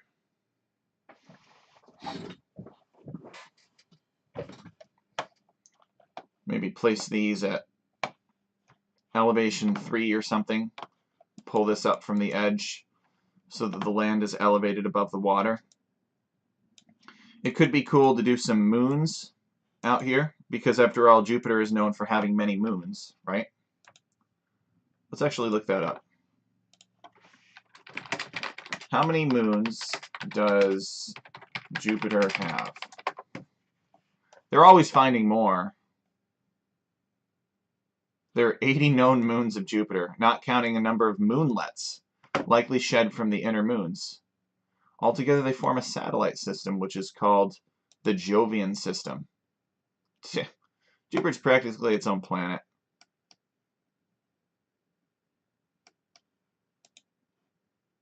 Ganymede is the heaviest of the moons. All other moons. So it's basically just these main 4 moons of Jupiter.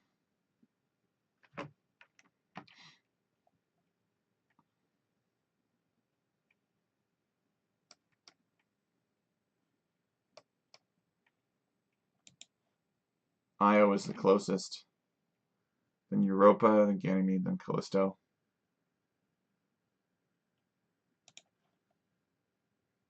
Nice.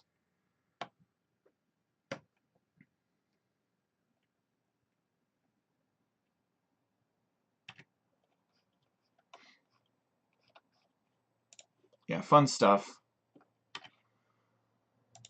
Anyway.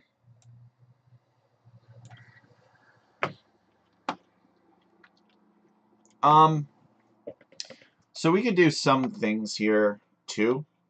We might even be able to make these look a bit choppier. Well, let's see if we can... we're not making this map entirely. This is BP's map. We're just getting him set up with the lands that he needs. But we could totally 100% should put islands out here. And these islands don't have to have anything fancy.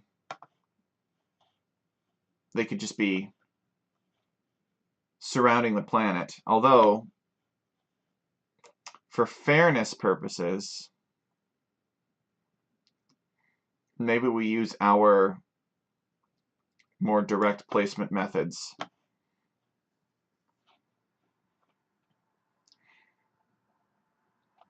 So we can, for instance, on Jupiter now, we got some terrains here. We could do like define space water creation. And then we could say if space water creation, then do all of this stuff here. And so then we will end if, and then we'll tab this in. You guys know the deal. So that we can comment it out.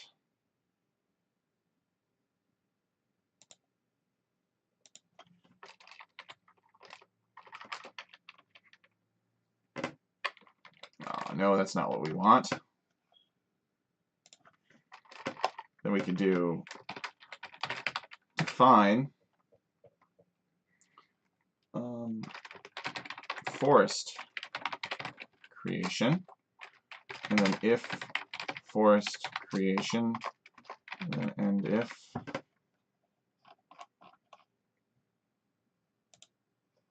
okay.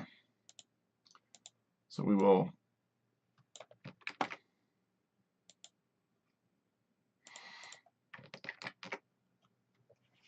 we can create terrain, just pine forest, I guess. Base terrain is on leaves.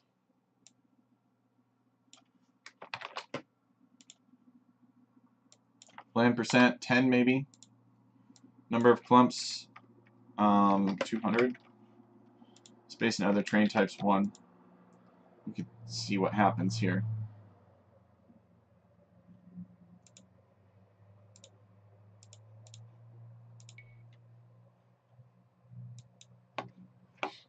So the idea would be is that the forest would essentially be in strips. Now this is too many forests, but you get the idea. Yeah, so maybe not land percent 10, maybe land percent 6.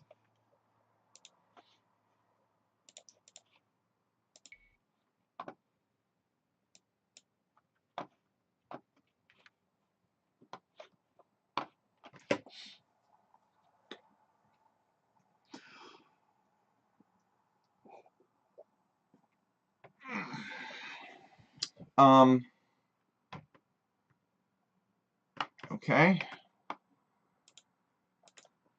So what about different angles? Well, that should be possible here. We've got 45. Maybe we could do like a, I don't know, it's like a stripe angle. And that would be equal to, let's say we're equal to 30 instead of 45.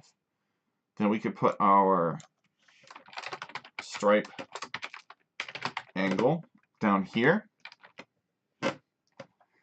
And let's see what happens. Is it able to handle this situation? Or does it need some help?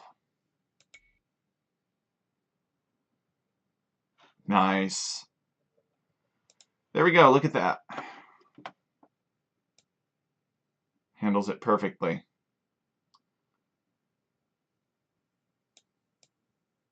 So that's fun.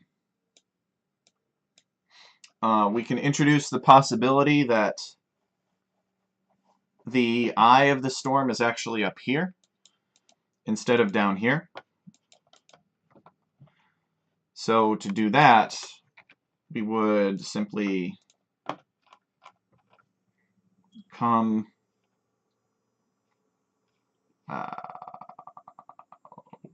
we would come over here, yes. And we would say minus 25 instead. And then we would hit go, and it would move the eye to the other side of Jupiter. What is that? Printed something out. Oh, the stripe angle, right.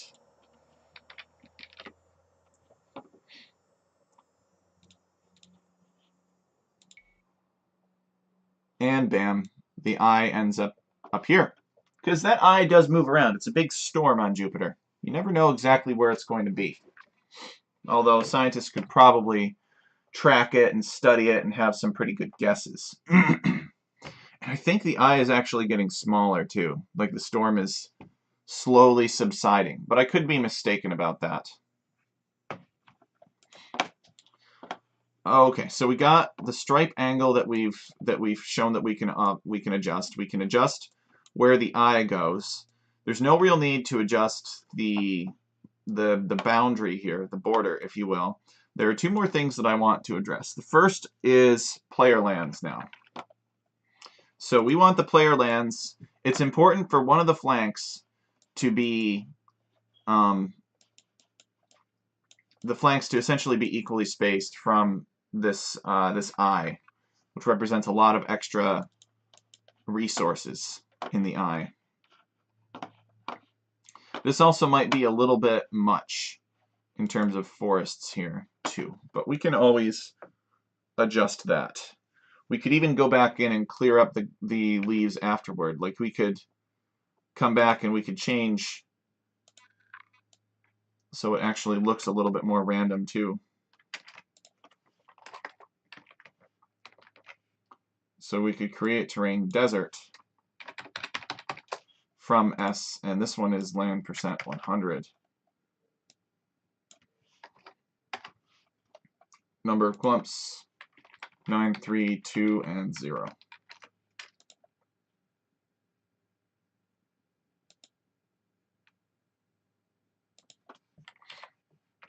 Okay.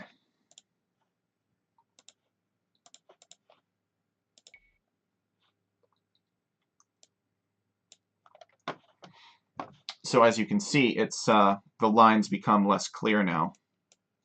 So maybe it looks a little bit more proper, more like a proper Jupiter, I'm not sure.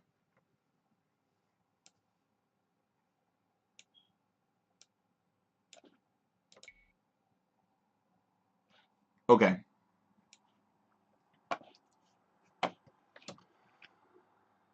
Let's do the player lands next. So, where are we? Here they are.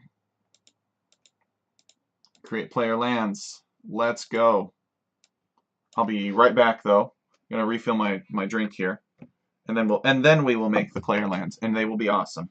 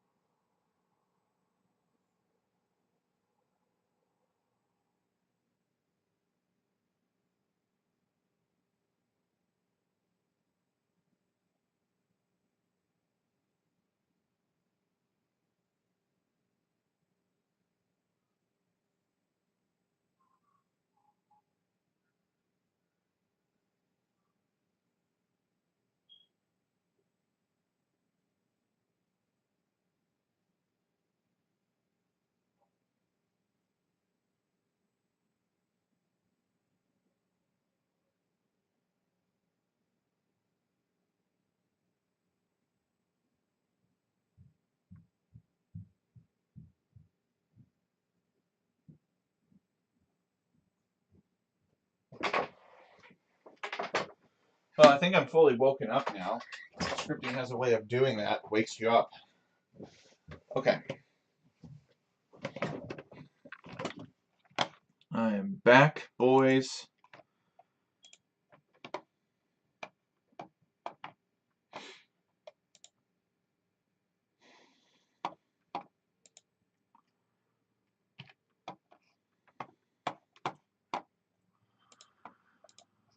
Okay.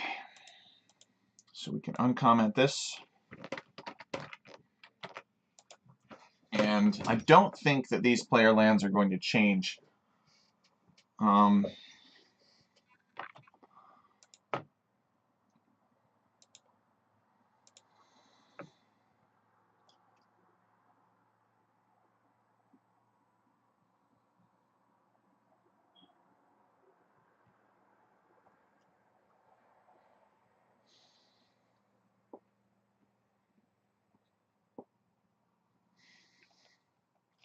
I think we're only on a version 2 of Create Player Lands. Let me check.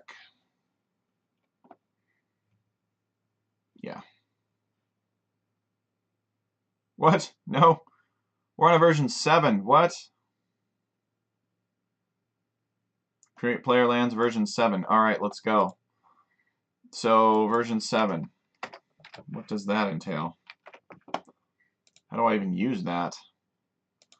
It's so hard for me to keep track of all this stuff. Okay. Let's read about it.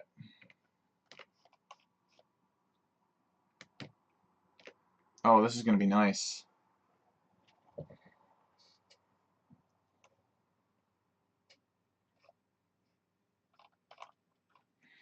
So these are the inputs. Oh, let's not change that. We need that later.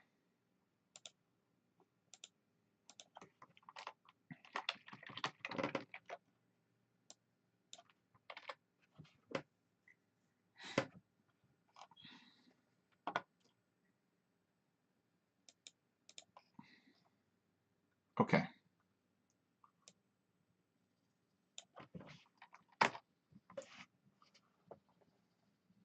Okay, so vector of... So we've got ultimately 2 inputs, it looks like, G and C.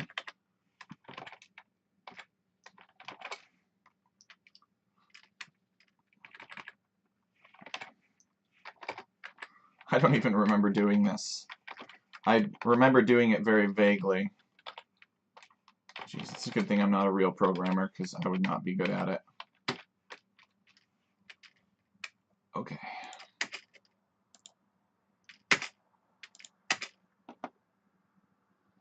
So the vector of radii, we're going to say, is 10. And that's all we want for now. So we can get rid of this. Actually, no, we can't get rid of it. We need it. 45 is the angular offset, so we got that. Angular distance to the centroid of the teams is going to be 180. I honestly don't know why I made this. I mean, I know why I made it. But I don't remember making it. Okay, so 180 angular distance. Clocking seed angles. Right. So this one we're going to set equal to 0. Team biases.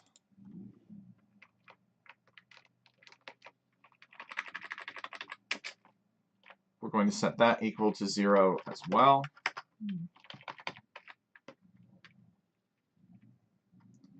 Vector of eccentricities. We're going to set that equal to 1. We want a circular player starting arrangement for now. Okay. And that's our first input is that. And then we have other basic information about this.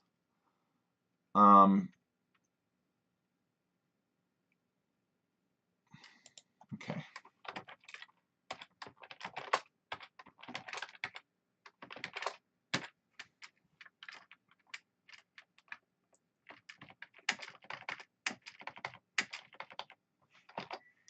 Four things here. And it's all variable argument, I believe. So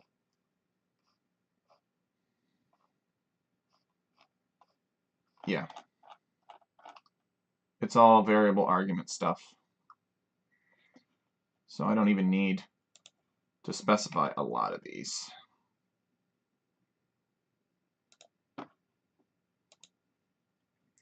So base elevation we're going to say is 0 for now. You can always go back in and change it. Land percent is going to be 0. Zone avoidance is going to be 0. And linear slop will be 0 as well. Okay, wow, that was a pretty advanced set of inputs. Actually, we don't need this on a second line. It's only 4 entries, and they're not that involved yet. So we'll keep that for now. But instead of create player lands, which I don't want to have to type that out, we'll just say CPL or PL or something, player lands. And we're going to tack that at the end of something. What it is, it's right here.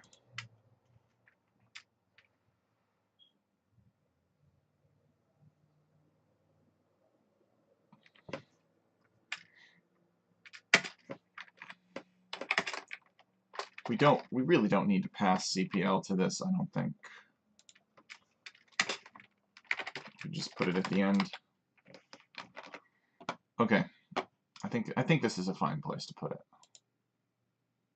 We'll run it. And it should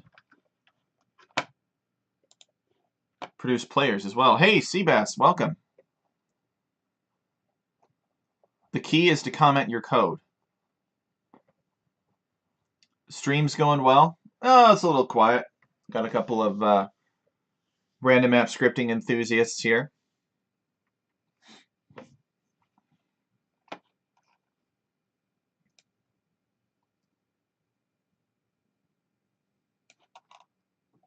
Uh-oh. CPL is not defined. Oh, right. We ended up using PL, didn't we? No worries.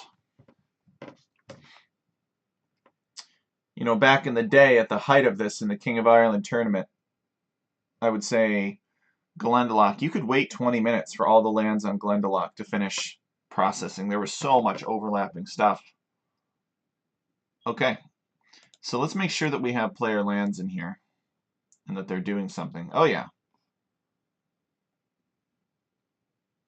And we have the terrains too that we should define. So let's define the player terrains now. PT1,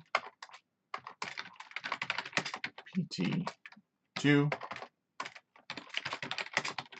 PT3, PT4, PT5, PT6, PT7,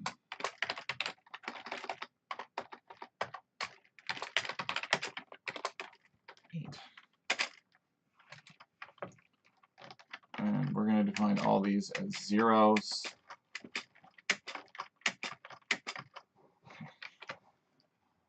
All right. This has already been run.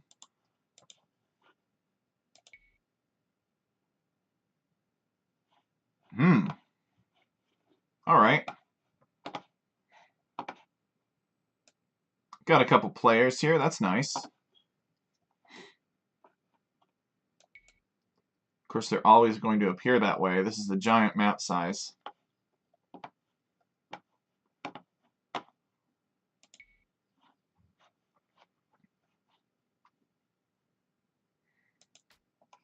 What happens if we increase to 8 players?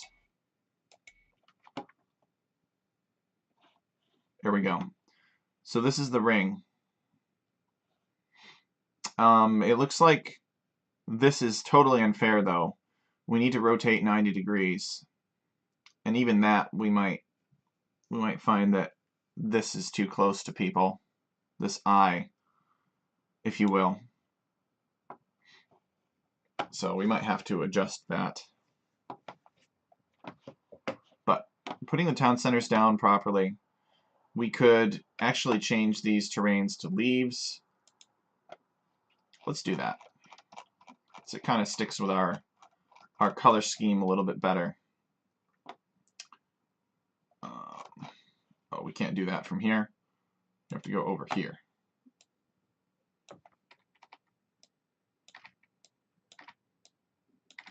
And then when we generate the forests, we could tell them to avoid player start areas by a certain amount, and that will make sure that people aren't crowded. Space and other terrain types. Avoid player start areas. 13. Let's see how that works out.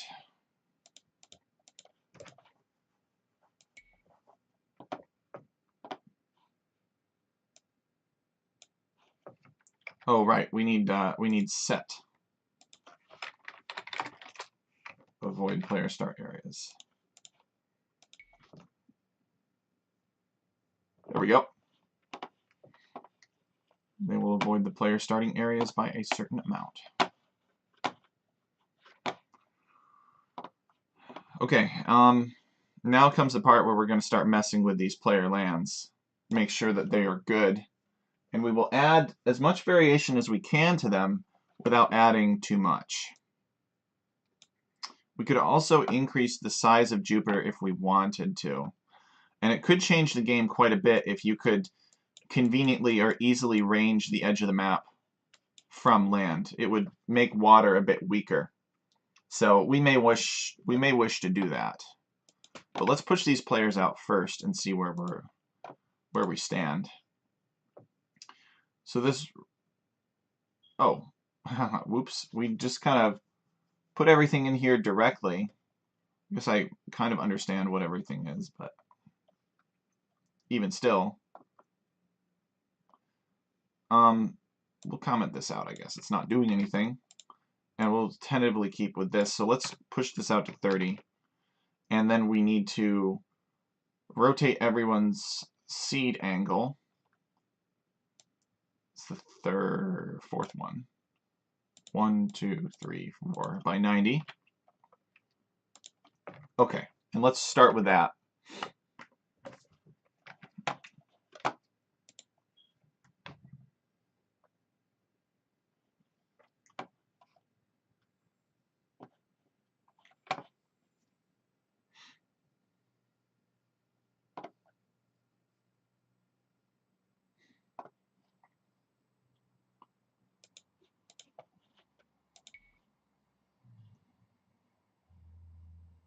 Okay. Um, hmm.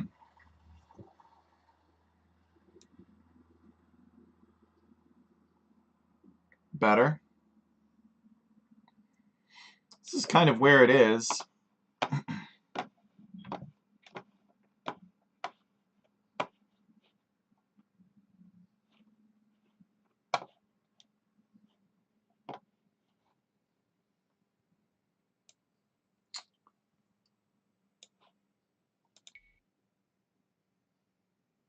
Is the 90 wrong? Will there be fish in space? Of course there will be fish in space, Ja. There'll be space fish. Haven't you ever heard? We could do something fun like use dolphins for once. They'd be like space whales. Absolutely. Yeah, did we not set that back to 0 and just double check? Maybe we were crazy? It's the fourth one. 1, 2, 3, 4. Yes. It's the fourth argument, so it's right here. We do not want somebody's pocket getting that gold. The gold that's going to be in the spot of Jupiter. The storm.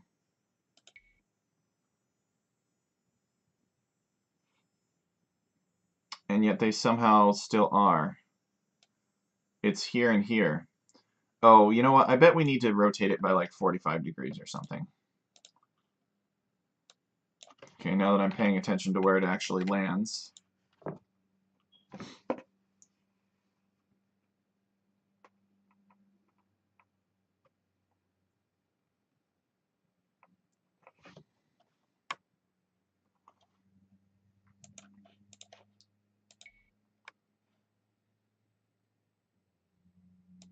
Okay, wrong direction.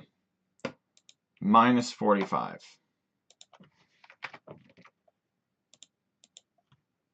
All right, this should do it.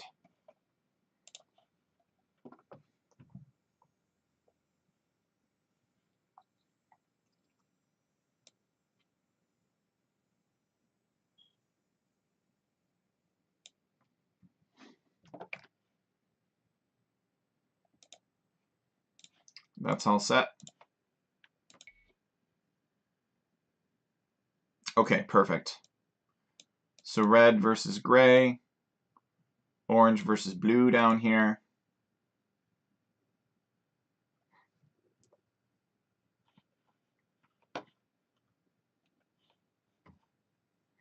And we can vary the pitch, the angle of these rows, if you will, the lines on Jupiter. We can put this this spot down here as well. Let's see what happens when we use 2 players, though. So let's look at 2 players on a tiny map size.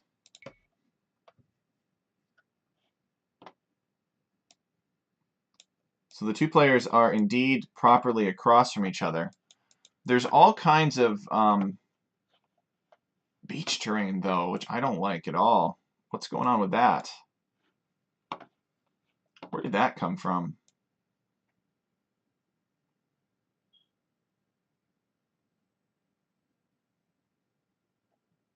The lands just don't have the space to spawn like they're supposed to.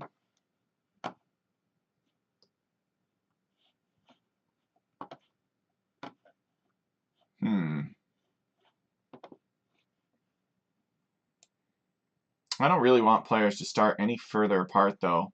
And already this feels like kind of a closed map.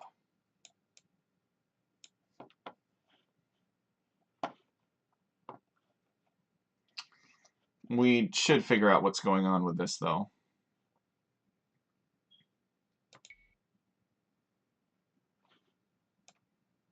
We should figure that out first.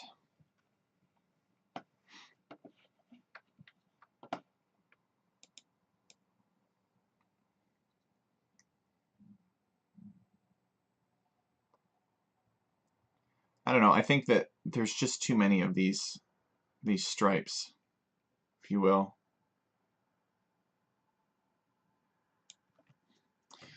It also raises a question of what happens if one player gets Castle Age first and drops a castle on this spot and therefore takes all of the gold and all of the resources that are there. It's just something to consider as well. Let's see if we can decrease the number of stripes slightly. Maybe like 10 stripes instead. If that affects this generation.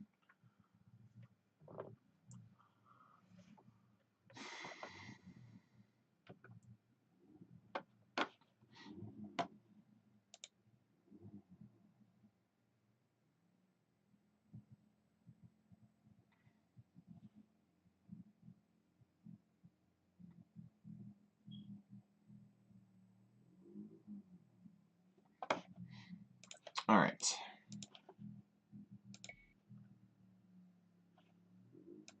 I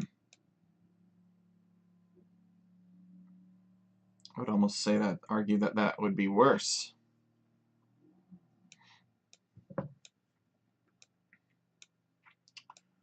We probably have that same issue too, even if the forest is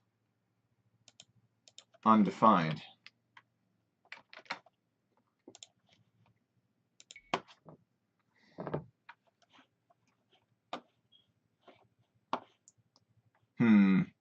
It could be that this... Yeah, it looks like this is just simply failing to spill over to the appropriate portions because there's not enough space. So we'll have to restrict that maybe. Maybe like 34 instead. We know that 35 will work for the large sizes.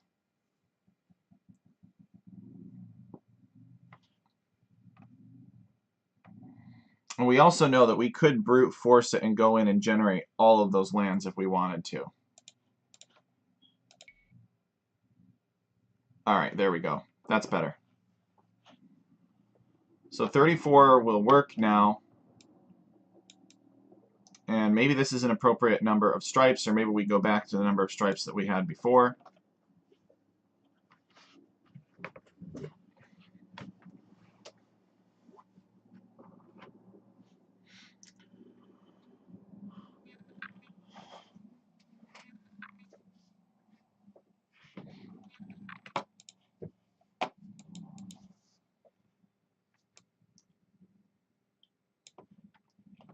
So now let's take a look at, giant size and just make sure that it doesn't look too ridiculous.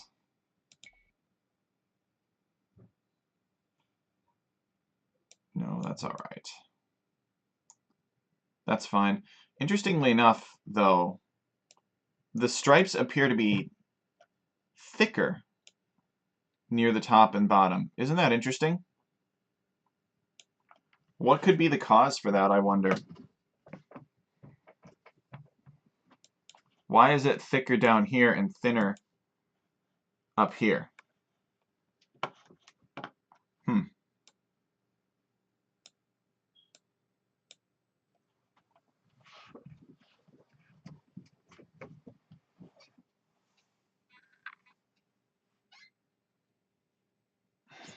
Yeah, it's bizarre. I wonder if we still see that thickness discrepancy even if we set the stripe angle to 45 degrees. The Doppler effect?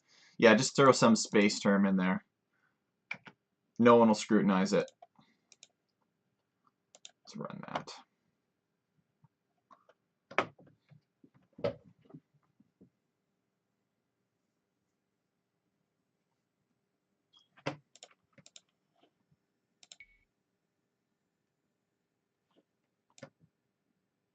It looks like it's approximately the same thing if the lines are perfectly horizontal as well. This may become less noticeable.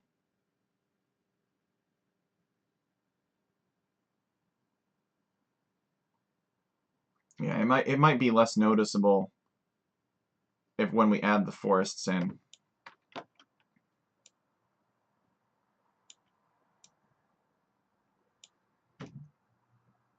Oh man, I don't want to put like all of the gold here or all of the stone here.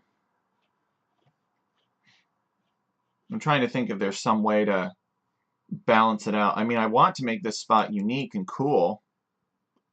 You know what? Maybe what I do, maybe what should be done is actually to place like a ring of forest here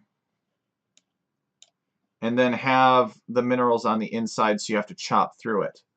So it mitigates the effect of being up sooner. That could work.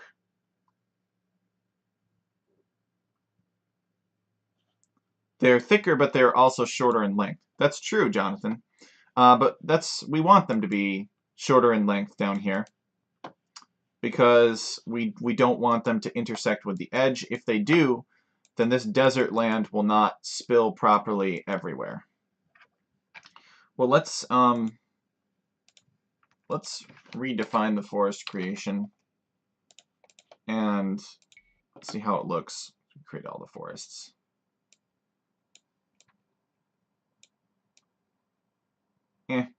You can still see it, but that could also be because there are lots of forests. I think these forests are a little bit more appropriate, though.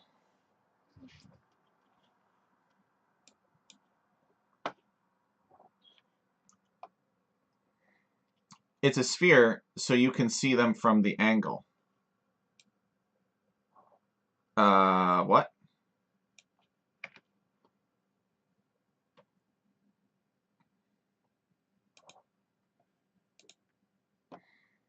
Okay.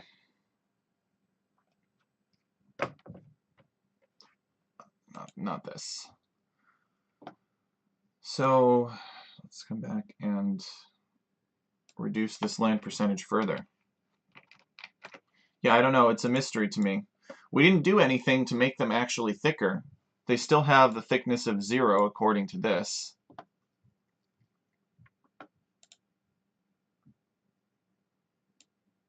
Could maybe go back to 12. I don't know. Maybe that will hide it a little bit better.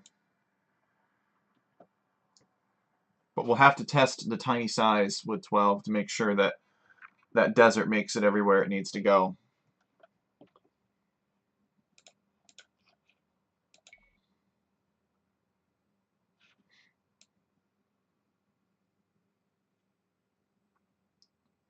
Still large amounts of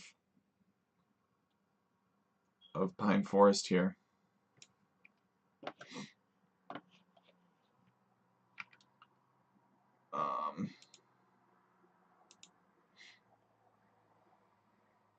It's only 4%. Let's go down to 2%.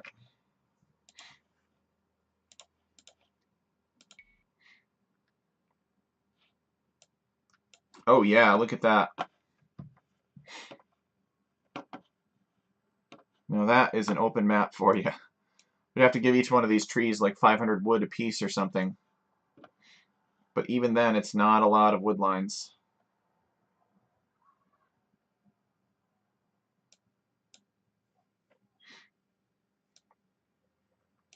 So I think the big thing is we really just need to understand where BP wants to go with this. Because I've got lots of ideas for the design of this map. Like we could elevate things and we could put all kinds of golds and stones along the coast. We could do lots of stuff. We could just scatter the golds and stones normally across the map.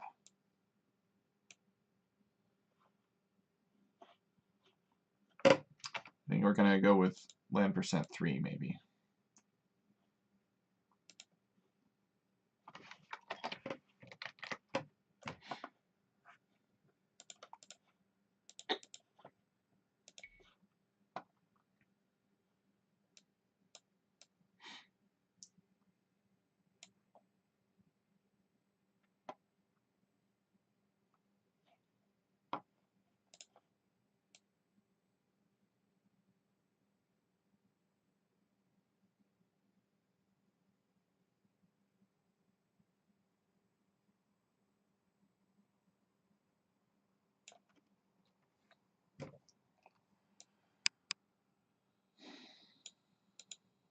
Alright, we'll leave this like it is for now. And we will just experiment with the player lands a bit. And we'll bake randomness into the eye next. And then we will add some moons. There aren't many trees on Jupiter. That's true, Ja. There are very few trees on Jupiter.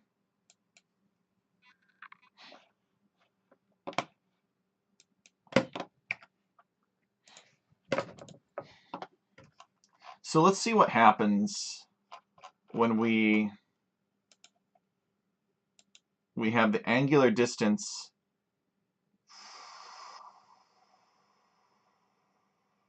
Here we go. To the centroid of the teams. This is the third argument. We have 180. What happens if we make it 160? Let's see how it looks. Is one team pulled more toward the eye than the other? I don't think so. I think it goes back and it corrects it. But if it does, then that will be a problem.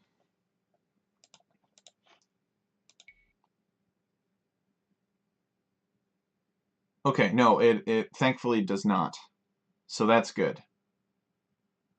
So these players are pulled further apart from the eye, and these players are pushed closer together. So that's kind of nice. That's fun. We could give them a slight team bias too. We could even move the players in a bit as well, so they're not too close to the water. But we'll have to see.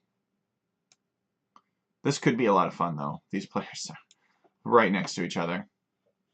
I don't know if we're going to give them player assigned forests because we've got pretty consistent forest spawn already. But it's something to think about.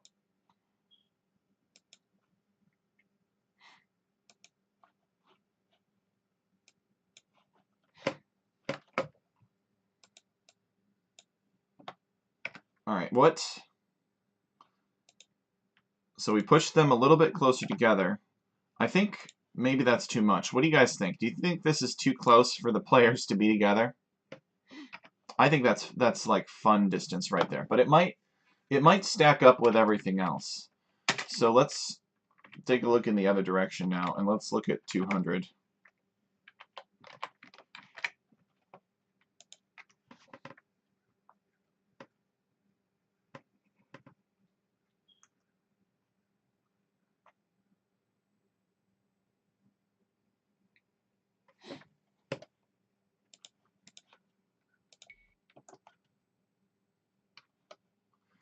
Okay, now in this case, the players are both starting in the eye.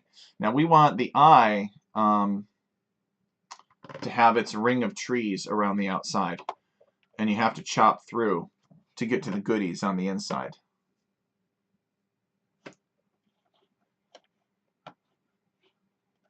The two players will fight so hard it will be a 3v3. That's true. Oh, let's check something. Let's check and see what happens when I make it two-player. It should be a similar situation. Oh, no! That's not good.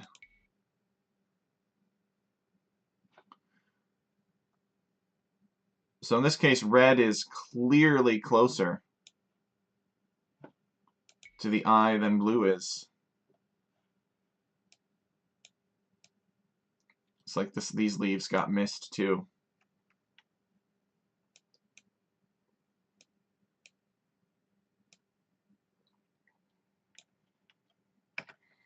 And I'm assuming it's probably the same if I change it to 160 now.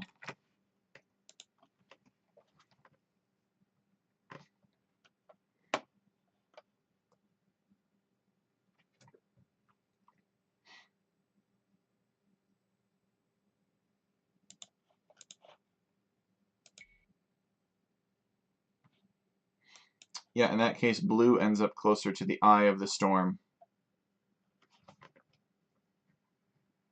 Well, snap. I wonder if there's any way to correct that. let's think about that here for a second. Let's suppose that that is indeed going to be the arrangement of the players. Is it possible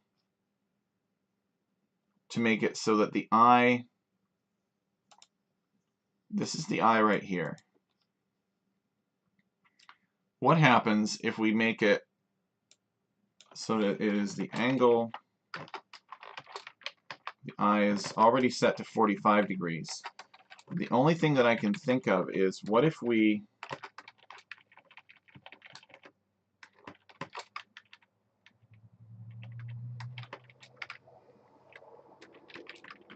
set this to like plus 20? Because that is ultimately, we might actually have to rotate and trim this simple too. Well, that's our offset up here. Our offset is 60 degrees. So what if we rotate this eye by 20 additional degrees? I don't think it's going to work. And the reason I don't think it's going to work is because I believe that this rotation is around its own axis.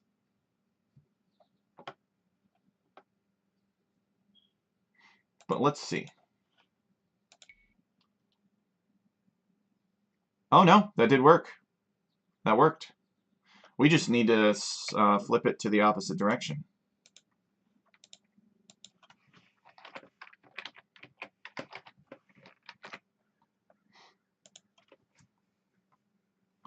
All right, well, that's good news. So we have the ability to move this eye to avoid the players.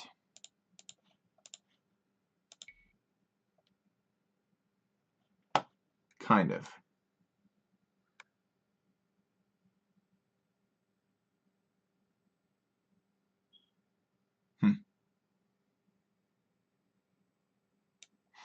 Well, we might actually be able to try a standard create player lands actually on this. I'm just trying to think, how would we make sure that the player lands avoid the eye is the question.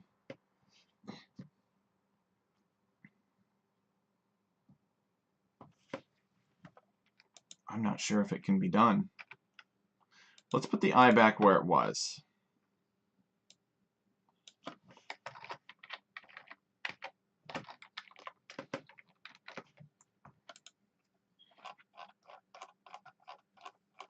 Let's look at our function here.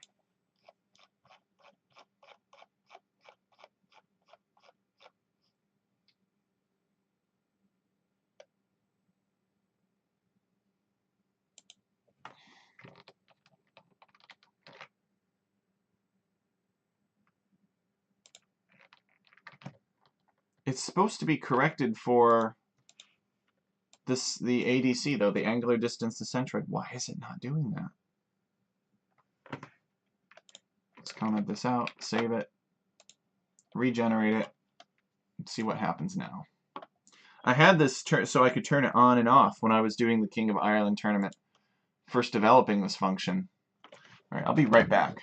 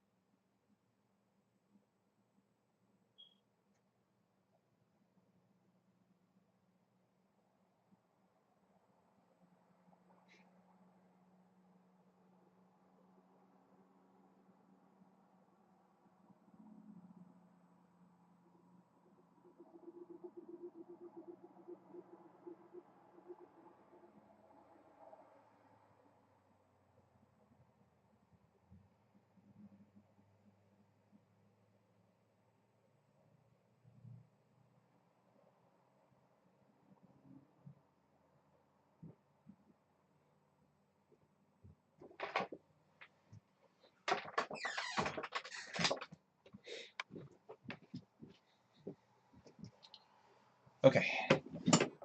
So we had modified this create player lands function to remove this correction factor.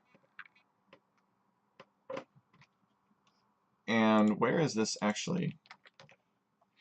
Where is this SA being used? Oh. Well, that would be a mistake if so. So this probably isn't going to work. Probably going to have the same problem. Yep. Because this function is actually wrong. So this has an additional index here, which is getting ignored. So we need to find every instance of SAA I3, I4. And we need to replace it with SAA I3, I4, I5, because this ADC introduces an additional variable here that this is supposed to be able to account for, but hasn't been, because when it's imported here, it's only importing part of that matrix. So if we replace all, seriously? I don't believe that.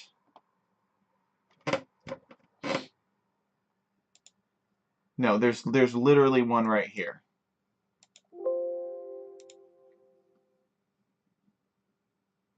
What the heck? Alright, let's Control-Zify that. Save. It can't find it. Really. It's literally right frickin' here. I'm staring at it, and you can't find it?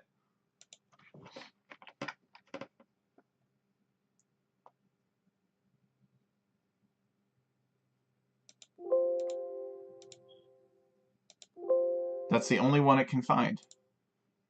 Really?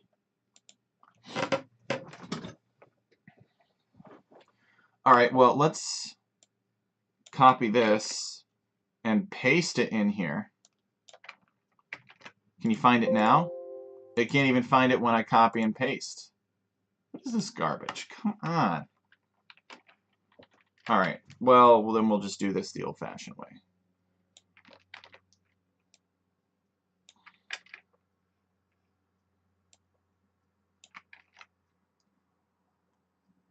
Untick whole word or something.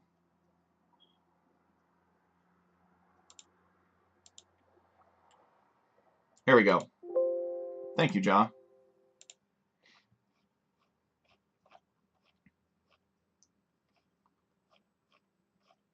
Alright, we'll see if that does it.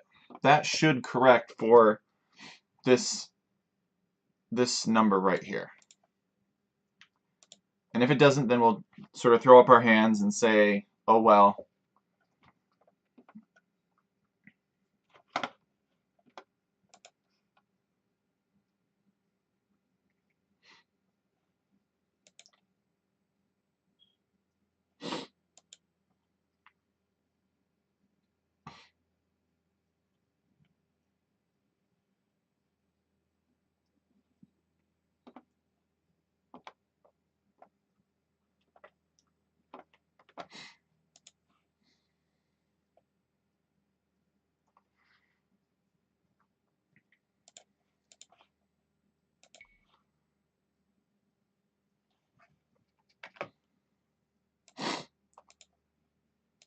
So it did it. If these are perfectly across from each other as a baseline,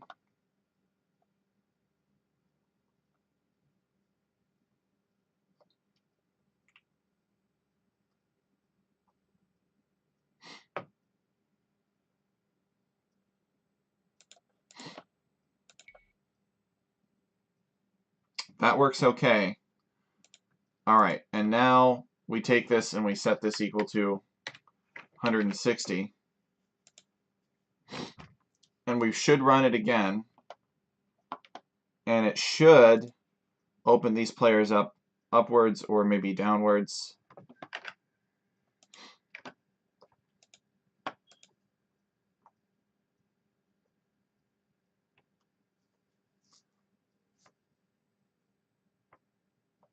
Hey, Juicy, welcome. Good day, good day. It's going all right. Working on Jupiter. Yeah, give me a break. It's annoying because I know I had this working before, so it could do that. And it doesn't seem to want to do that anymore.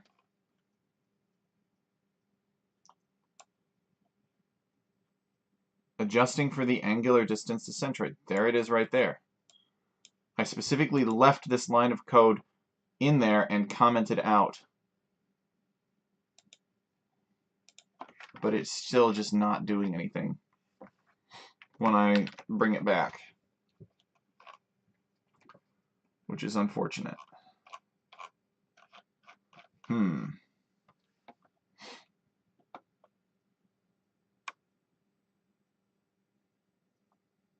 No, it's probably in angles somewhere. We need to jump down to angles.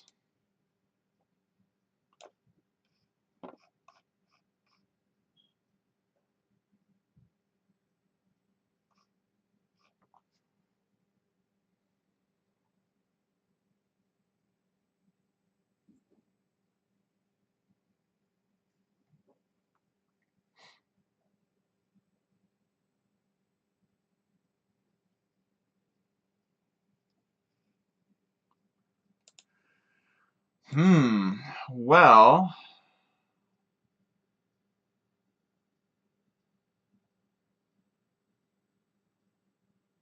what if we copied this? This is kind of pretty deep in the code, so I'm going to make sure that I pay close attention to everything I do.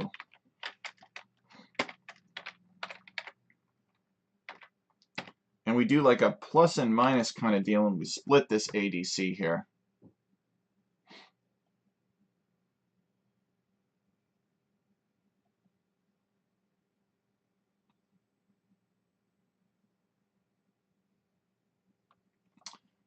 Let's try that. Now, since we're trying that, I'm not really sure what the hell this does. This line of code here. I thought I knew what it did when I was developing this function originally. Where'd it go? This thing right here. Seed angle adjusted. So leave it how it is, even though it's probably wrong.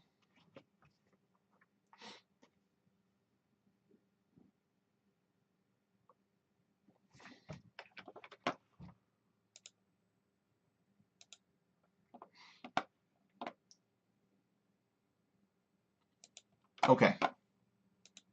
Well, it compiled.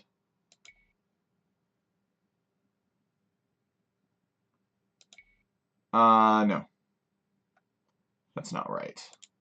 What happens if we do 8 players? If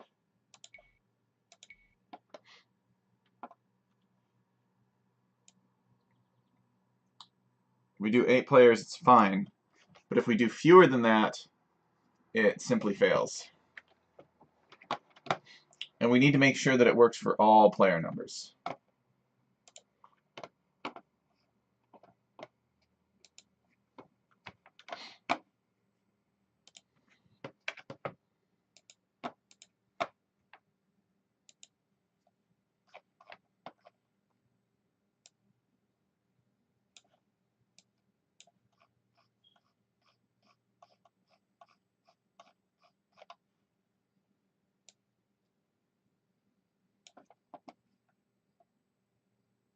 Modifying the angular distance to centroid for player number.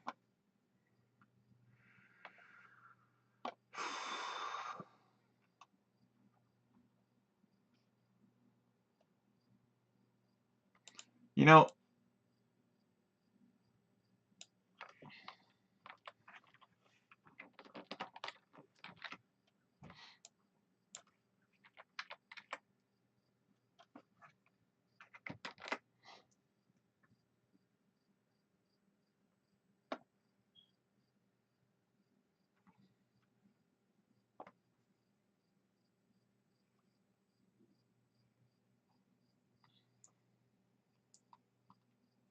So this is basically accepting information about the number of players here. And yeah, this is for the two-player situation.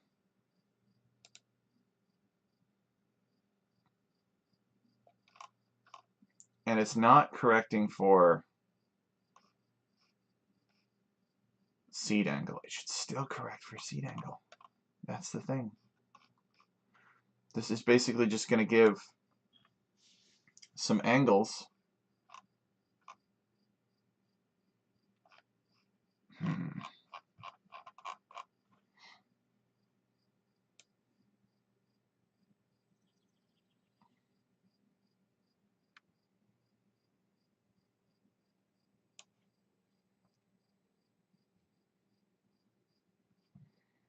So the angles when it's a set of 2. The angles when it's a set of 4. When it's a set of 6. When it's a set of 8. Alright, I think I know what's going on.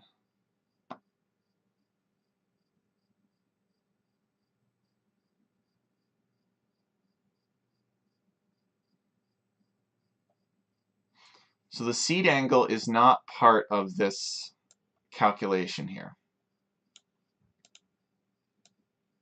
It goes into the coordinates that are actually chosen.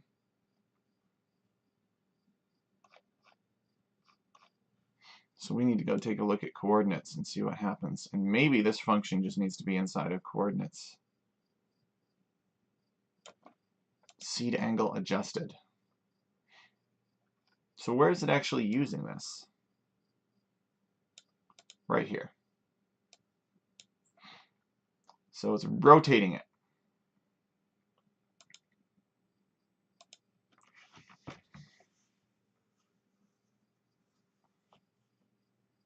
Rotating it, rounding it.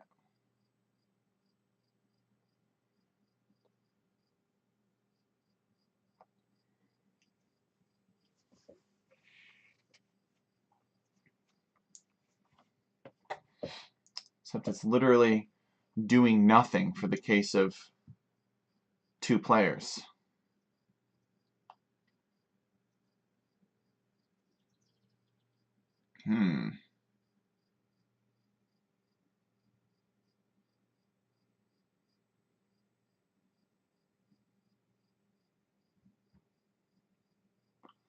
Well, let's look at something else. Let us come up here.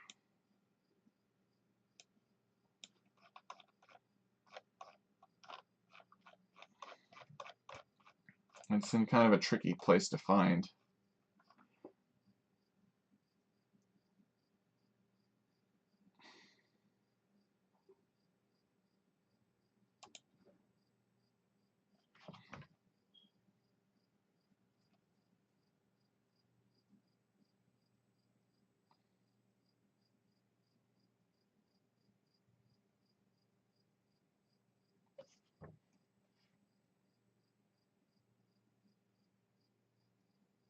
Seed angle is basically where it starts from.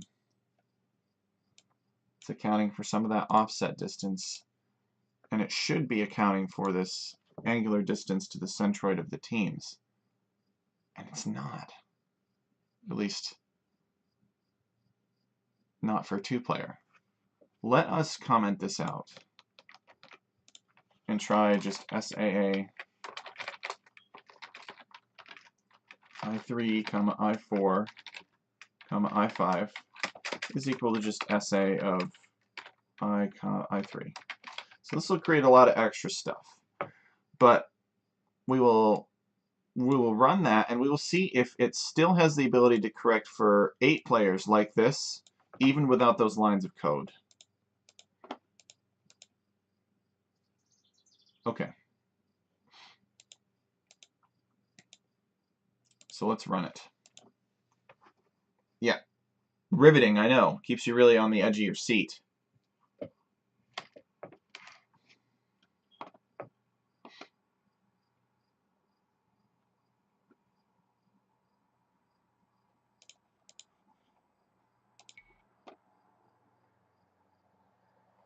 Okay, it is doing something. For 4 players, it is indeed doing something. For 4 players on each team. Let us put it back in now. Put this command back in. Comment this out. Save it. Run it. And then let's try it with 3 players and see if it still works for 3 players. And then we'll look at it for 4 players as well. Alright, so we know that it does something for a 4v4. It corrects that. Let's check 6 players, a 3v3.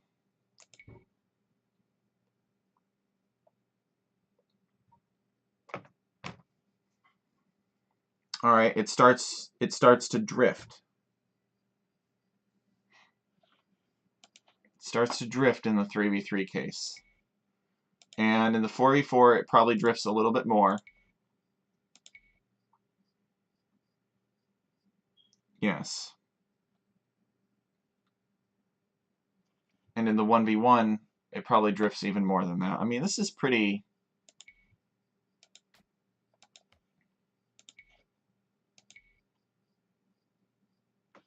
You know, it's quite a bit, actually. Like borderline unfair.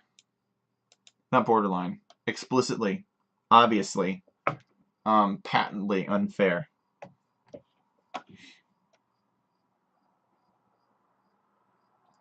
So something is going on with how it's getting the angles for different numbers of players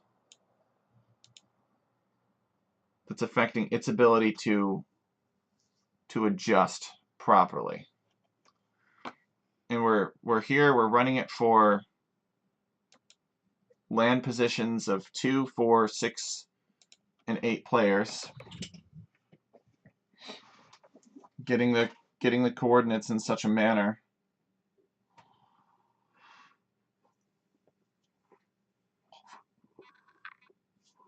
oh man, this is all such a huge monstrosity of code. I'm very afraid to tamper with it too much.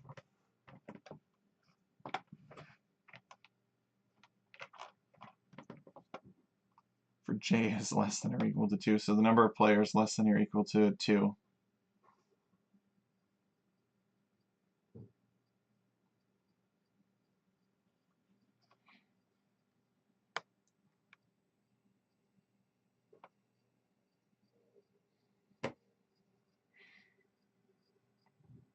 We can't have it print this out too, because this is some enormous matrix. It's just going to be a beast.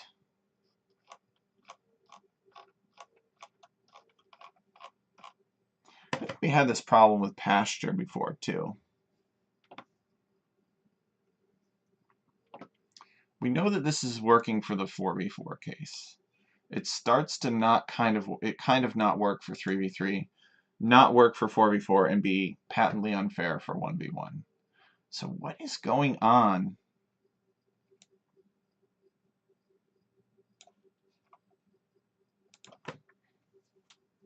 Modifying the angular distance to centroid for player number.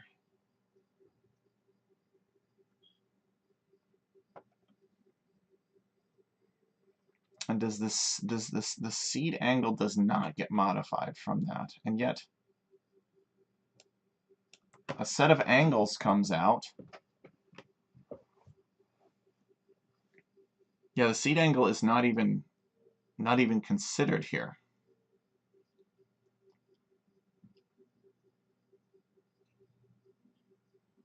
So maybe what we need this to do is we need this to export its angular distance to centroid, and then we use that instead, because when the player number is 7 or 8, it does not modify the angular distance to centroid at all. only when it's got less than 8 players does it make such modifications. So I think that's what we need to do. I think we need to come up here and we need to say like ADC. And we really should be able to actually predict how it's going to do this, right? What does it depend on? Just this F factor here.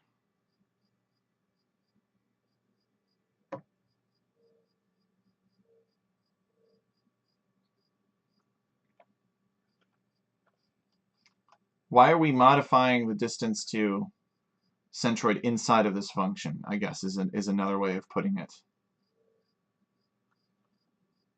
We're importing it. Oh, I guess because it's deciding how to modify it depending on the number of players. So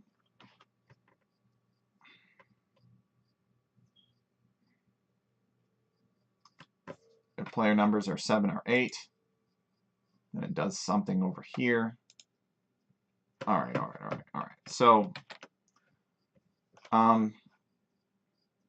it's blatantly and outright changing the value, though. So if we export this back, but now we need to come back up here, and we need to find everywhere the angles has an output. And we need to output ADC as well. So angles. I think angles only has those 4 outputs, though. Oh, man, this is so dangerous. Going in and changing this. I should probably make another version of it. But I'm not going to.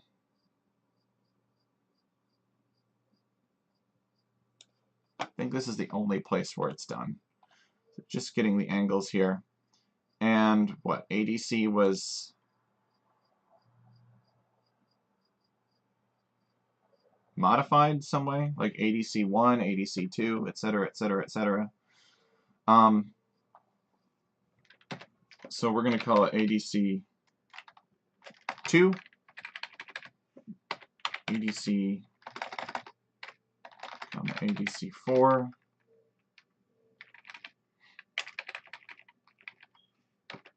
ADC6, ADC8. It's a good thing I have the patience for this today. This did need to be done.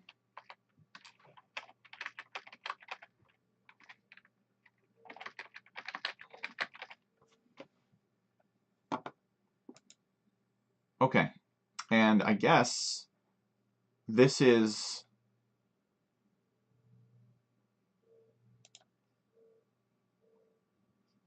going to be a function of I2, I4, and I5. So same thing as before, really.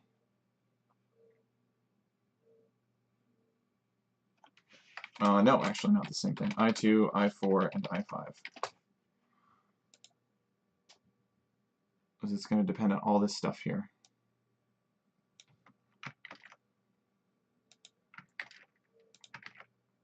I just decided that we are going to fix this today. I'm going to figure this out, and we are going to fix it, because this is going to come up many more times while we're making these maps. So it depends on 2, 4, and 5. Okay. And then we're going to make these seed angle corrections based on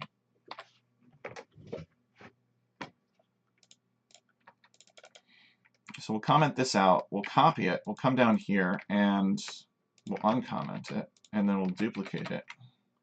And we're going to do 1, 2, 3, no, we're going to do 2, 4, 6, and 8. And these are our seed angle adjusted, and they're adjusted for the different numbers of players. We only adjusted them for 8 players before, and that adjustment was then applied to 2, and then all the other different numbers of players, and it was wrong. So we know that it's going to depend on ADC of I2, I4, and I5. And we're going to need, we're going to need 2 in there, and we're going to need 4 in there, and we're going to need 6 in there, and we're going to need 8 in there. And we're going to need it to make sure that it has the proper dependencies. Otherwise, we will be in a world of hurt.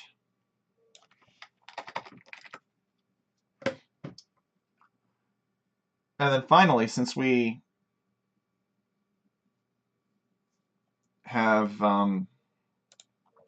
picked up an I2, we need to add that here as well.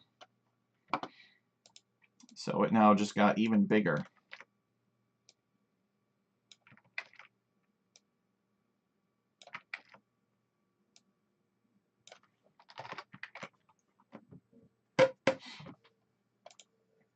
Okay, because this depends on I2, therefore the rest of this must depend on I2. Okay, and now this seed angle has been corrected, and we've got different corrected seed angles for the different numbers of players, 2, 4, 6, and 8. And now we need to put that in here. So this needs to get copied into here.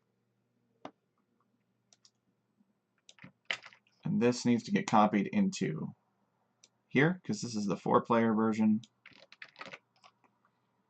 This needs to get copied into here, which is the 6-player version. And then this needs to get copied into here, which is the 8-player version. All right, and this is just to get the coordinates and the text associated with those coordinates. Now what do we got? Oh, we gotta copy it some more. All right, looks like we have additional cascading logical statements. That's fine. So we need 4 again. So where are you? Here you go. Paste that there. And then we need 6. We'll have 1. Oh, no, it won't. It will not have 1. That's for 6. Good thing I caught that. All right, and then 6 will have 2 more of these, and 8 will have 1 more of these. So 1.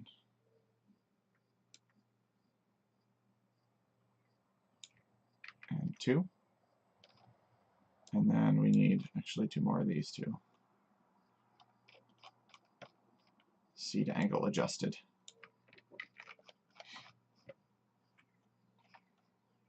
I'm sorry guys, I didn't mean to perform surgery like this today. It just happened. It wasn't working quite right, so we need to go in and fix it.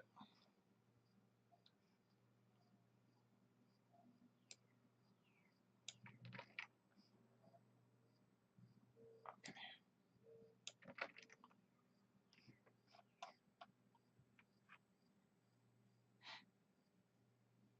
All right, this is just taking the text and turning it into lines of command.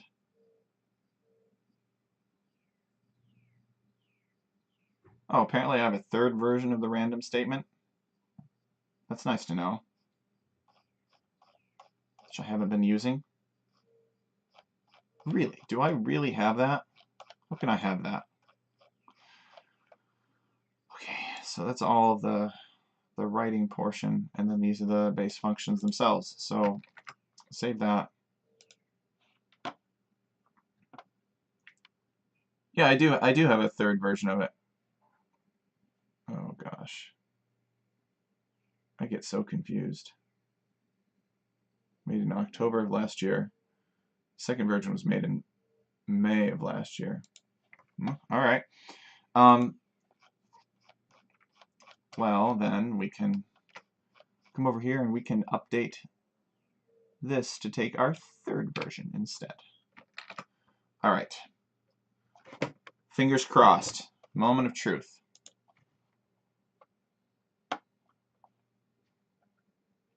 Okay, the code is running. Okay, first milestone completed. The code compiles. It does not crash. So that's a good sign. So now we're going to come over here to make sure that we didn't screw anything up for the 8 players. And big money, no whammy. Okay, good. So that's working.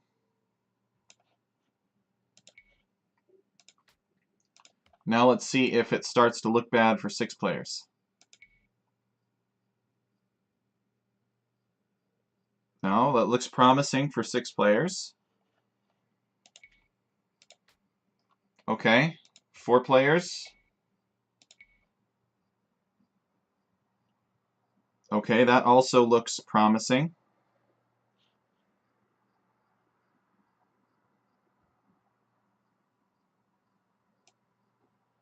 Although, blue and green, we might just simply have to adjust the angle for that, but I'm not sure. Okay, and then let's check 2 players. Oh, thank goodness. Alright, so it looks like it worked, mostly. Let's take another quick look at 6 players. And we'll make sure that we're not, like, putting one team on one side. Okay, so 6 players looks fine. But for whatever reason... Yeah, blue, green, and cyan here. For whatever reason, though, when we do it with 2 players, or with 2 players per team, 4 players.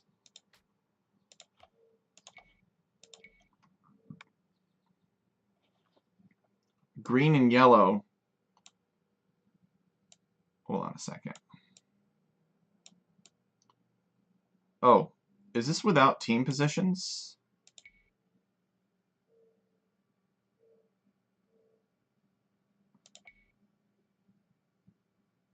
I think this is without team positions, and I think it doesn't care about team positions. It just assigns random colors. So let us test this in single player real quick, and we'll see if there's really a problem. So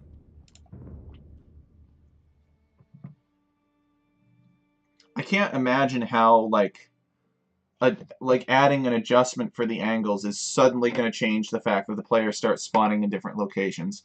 If we screwed something up by doing that, then that would be a pretty big deal, and I don't think we even managed to achieve that. So let's do 4 players, 4-player map size, and let's boot up Jupiter here, and we will see. Got to be somewhere. We will just make sure. I don't think we screwed it up. I think it has something to do in the scenario editor with team positions, like not being enforced. Why would you enforce team positions for a 2v2, right? You're both you know that you're both going to be flank, so it doesn't matter. All right, so let's pick Jupiter here, and I'm going to be on team 2 with my ally, and we'll start the game and we'll see what happens.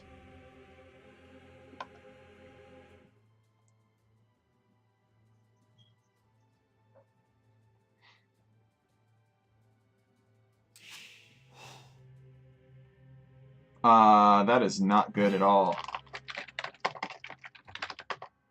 What the heck? There is no map here.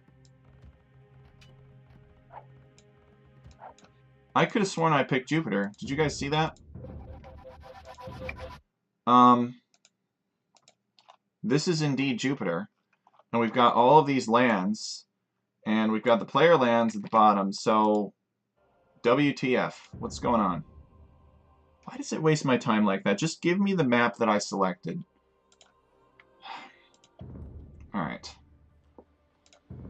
Let's try again. Because I don't know what else to do. Jupiter is here. Let's go pick Jupiter again. Let's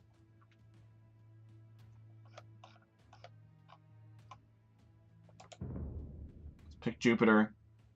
And am I doing anything wrong? Resources standard, maybe? But Jupiter, we know, is defined for medium size. Okay.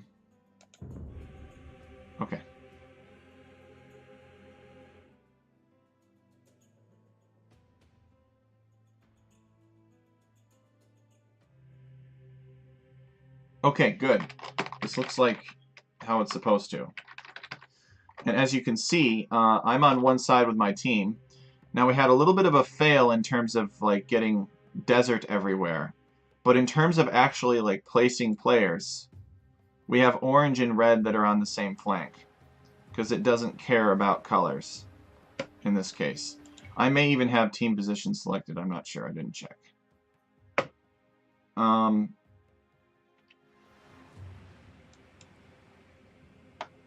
He's going to go out here and look for fish, but there won't be any.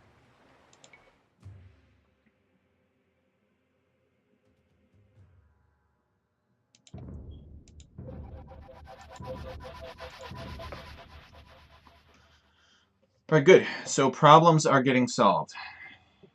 We're actually able to solve problems.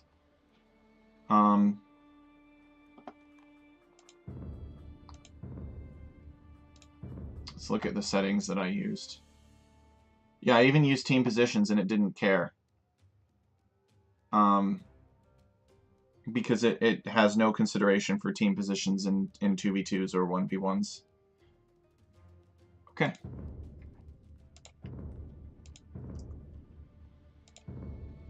Now, it still failed to spawn the desert properly. So that is something that we will address. But I feel a lot better now. We can go in and we can actually start adding and tweaking and putting values in for the player lands. I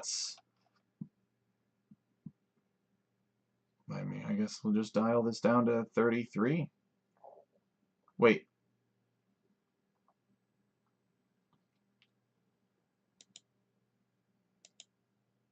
Oh, we need to increase this to 3, probably. So it's separated by 3 from the rest of it.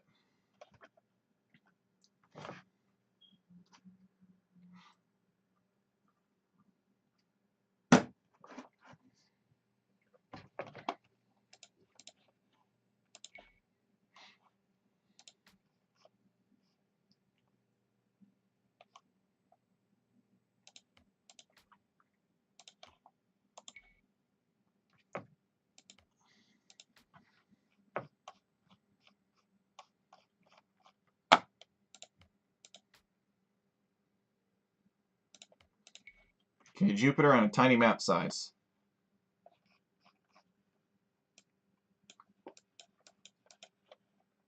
You know, still too much. How much file size do we have here with this? Maybe, you know, maybe I really just say, whatever. We're putting our own lands down.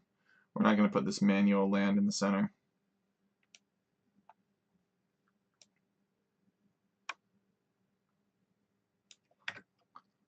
How big is this file so far? How big is Jupiter?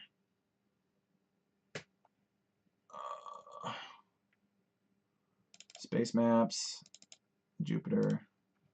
Oh, it's only 183 kilobytes. Yeah, I'm going to stop screwing around with it.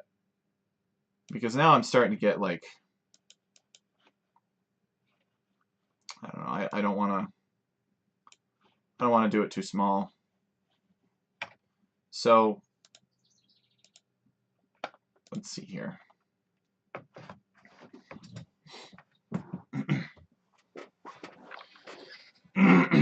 So every place that we do a strike, well, first of all, let's go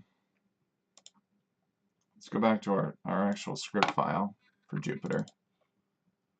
And let's get rid of that manual land that we're putting in there, because we're just going to throw lots of little lands at it and tell it to be happy.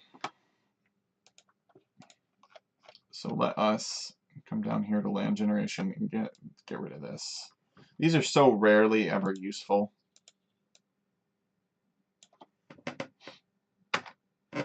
Okay.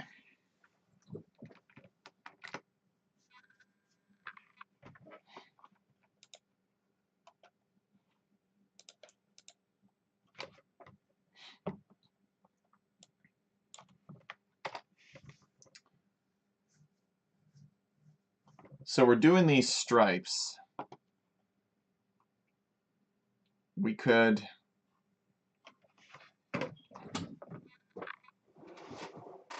probably do them at the same time.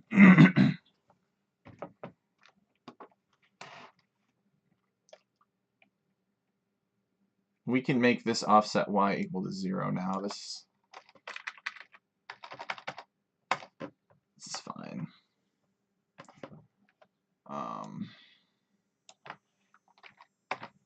Go from minus 34.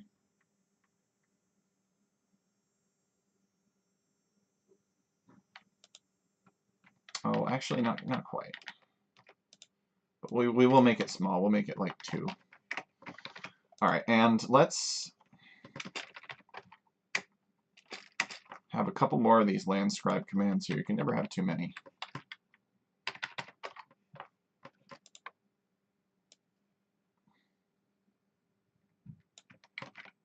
I was whining about it, but we did fix it.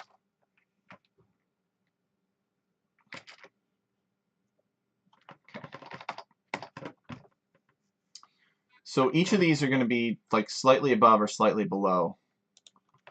So we'll do like y minus 1, negative y plus 1. And this is going to be something different. This is going to be T for desert. And that should be fine. Might need to increase the spacing to 2, but we'll see what happens. We'll go through it and we'll just throw a bunch of lands at it. Just cover the land with them. Okay, so we need to define T. So the desert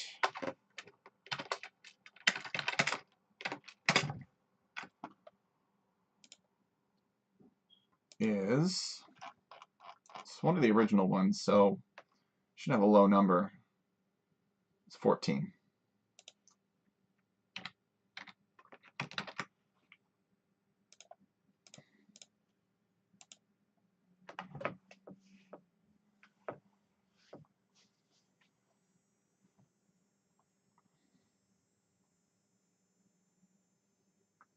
And actually, I think the stripes might be the most time-consuming part of the code now.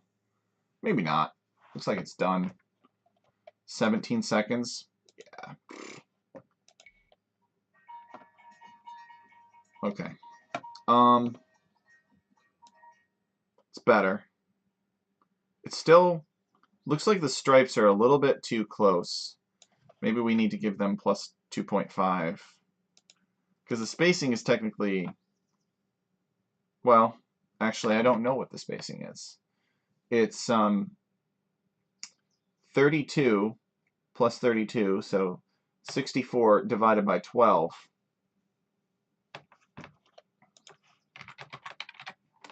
So spacing is, okay, so it is roughly 5. So maybe this does need a little bit more space to it, maybe like 2.5.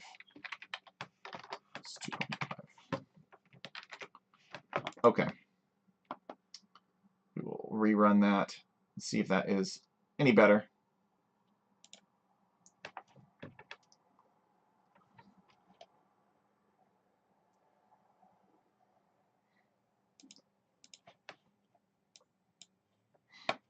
Should make our stripes appear a little bit more defined of a manner, and it should also it should kind of help these edges fill in a bit better as well.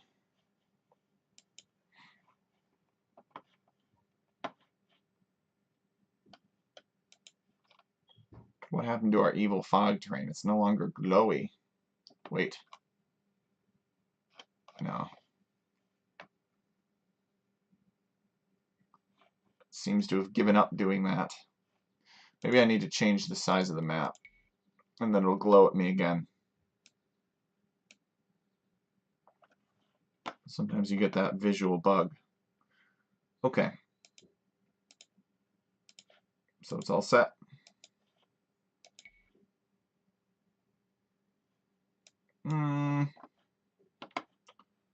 It's better. I don't think it's still quite where it needs to be. Even without terrain effects, we could take a look at it. So let's undefine forest creation so that we don't create the forest, but we're left with the vanilla strips. You know, it's not too bad, actually.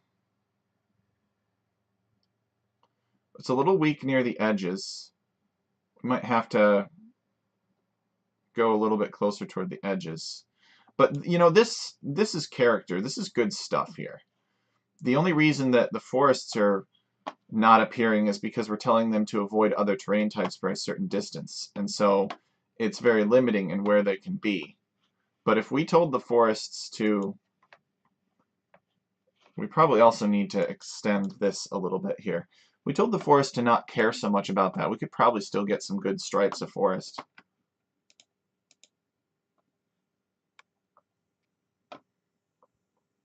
Okay.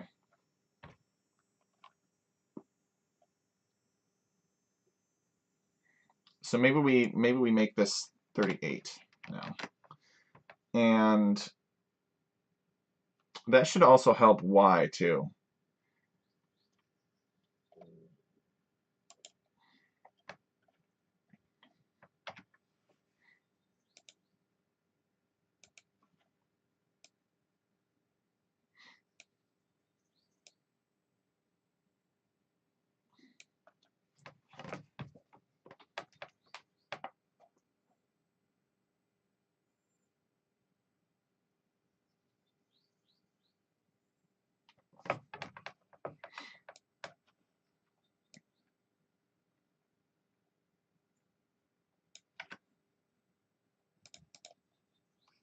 Okay, it's all set. Bingo. There we go. That's it. It's everything we wanted. We can adjust, we could play with the angles there too. Bake some different angles into it. I'm starting to get really excited for this.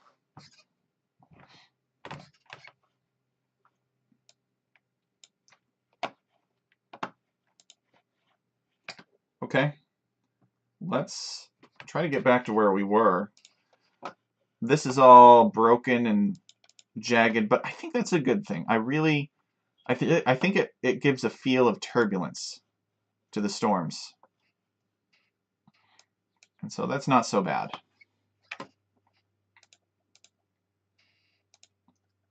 So not here, but here we can redefine forest creation, and we'll get rid of this space and other terrain types thing. Because that's what's killing it here.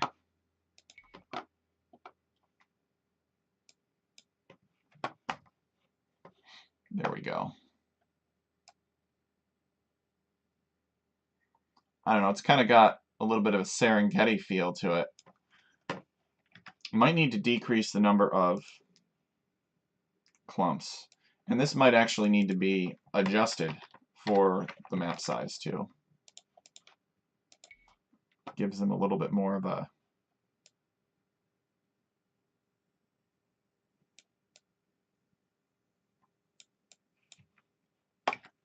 lined appearance. We'll pass it to BP and we'll see what he thinks.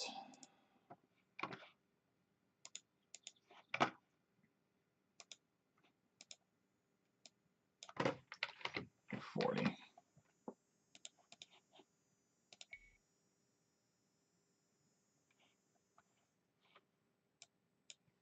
Did we not save that?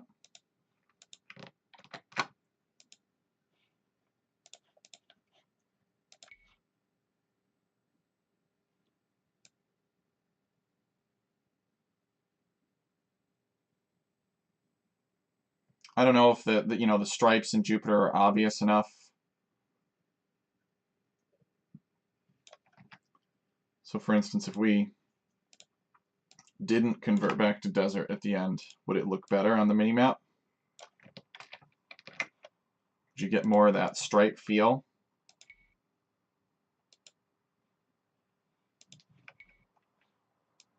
Yeah, it kind of looks like it to me.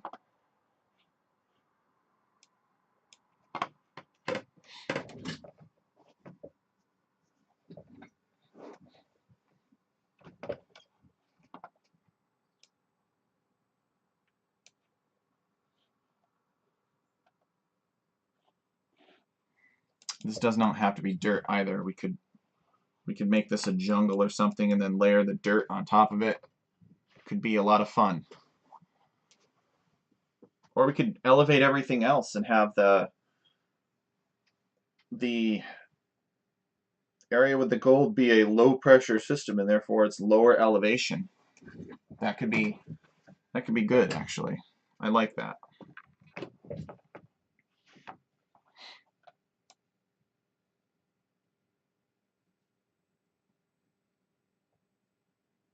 Maybe we make it like elevation 2 all around.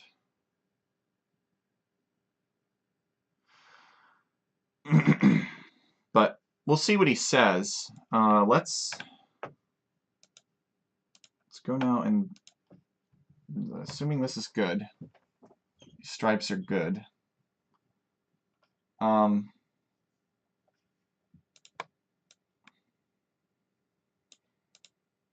create player lands are going to be part of it. I don't know, where are we doing that now? Oh yes, we're plugging them in here. Let us confirm that we can put them here. I think we should be able to. Should not be an issue.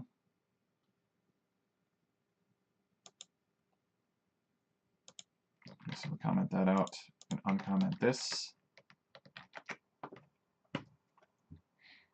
And then run it. Make sure that it's all structured properly, which it should be. Because ultimately, if we're going to be moving that spot around, we need to make sure that in each instance of wherever the spot is, that the player lands accommodate that.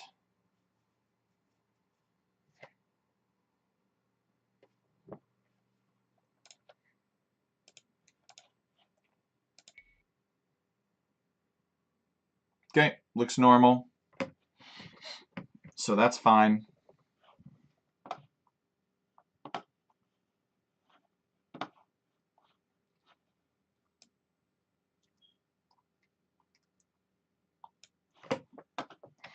Oh man, I can smell dinner cooking downstairs. It smells so good.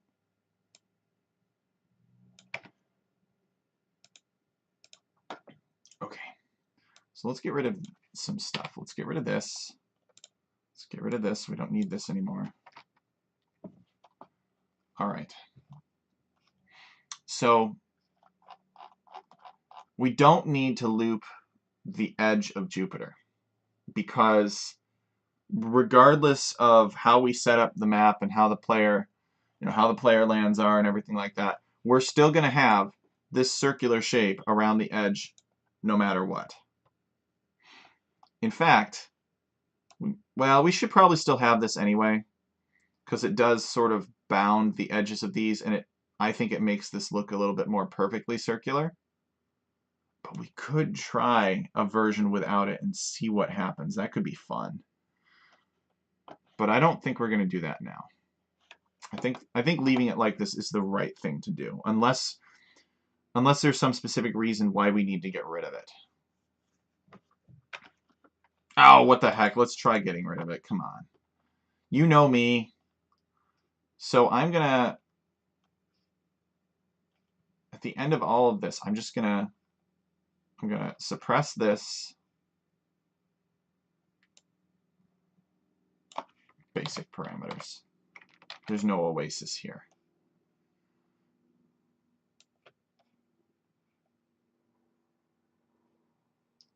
I'm gonna suppress all of this, comment that out, and we're just gonna say that R is equal to an empty thing, empty matrix. All right, let's do it. Let's do it, guys. since we don't have a desert land that's trying to spill out across the map to contain, we don't need that ring anymore.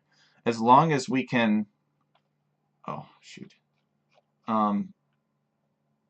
S is equal to... S was up here. S is equal to 2.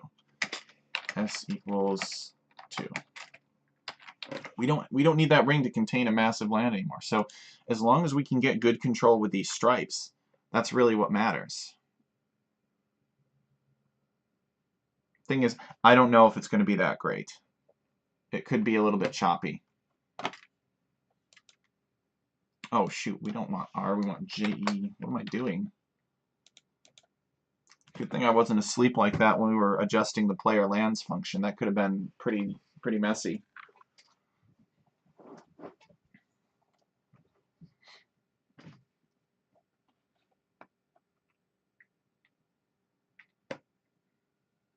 Okay. Alright, so this wouldn't be here. This ring, big money, no whammy. What do you guys think?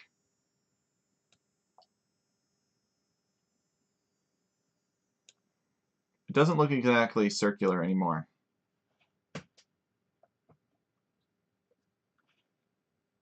We've got the evil fog showing through a little bit more definitively now. I think it's better with the ring. It would have been nice without it, so the ring doesn't really do much. But the ring makes it look nice and perfectly circular, which I think is important. Well, it was a good thought. What do we got over here? Get rid of that. Okay, so let's delete this. And we will uncomment all of this again. But we don't need to loop that. So we're declaring the terrain here, the angle, the aspect ratio, and it's really just this that we're doing. So we're just manipulating where the eye is. Oh, and we are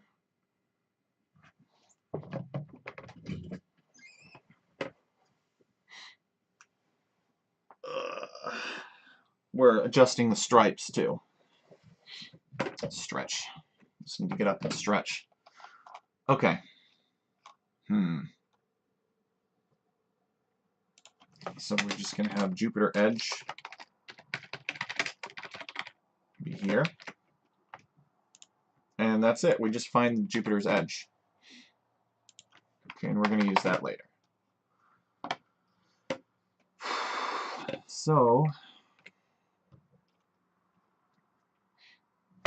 this is the eye terrain.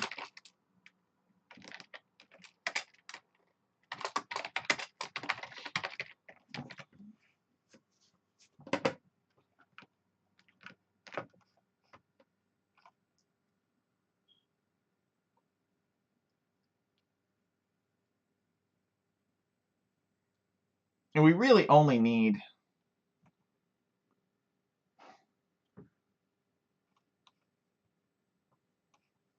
and just like we're done with it right here. I don't even know, eye edge, maybe? That's what this is.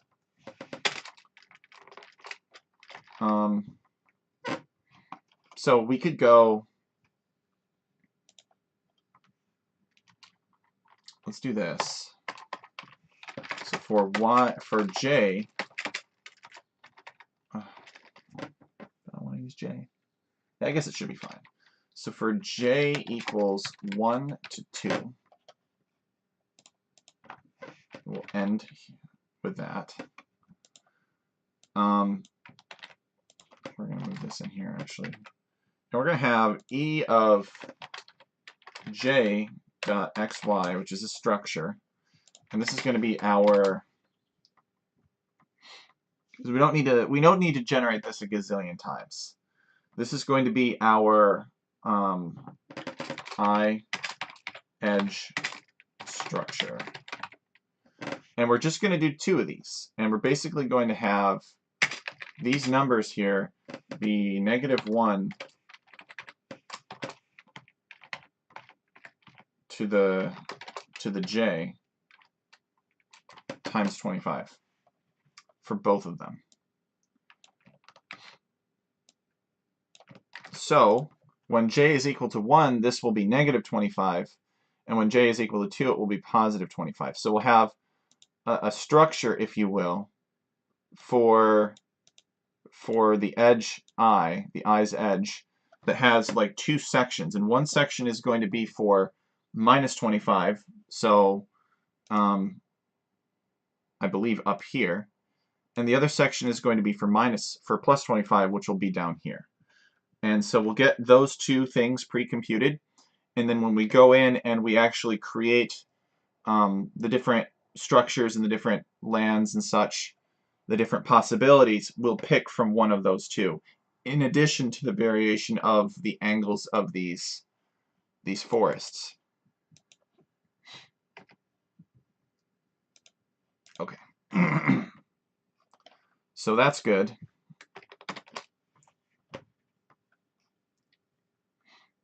And we'll calculate some angles for the stripes now.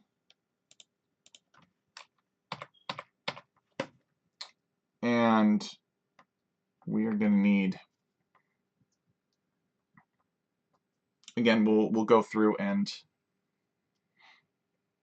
have some different stripe angles here. And we'll keep it simple for now. So like,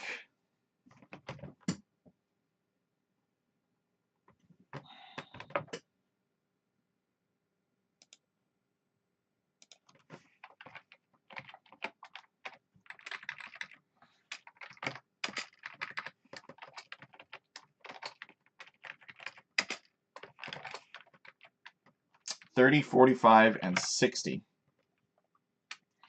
And the stripe angle is going to be the stripe angle of, I don't know, J, I guess. And we're going to put this inside of a loop as well.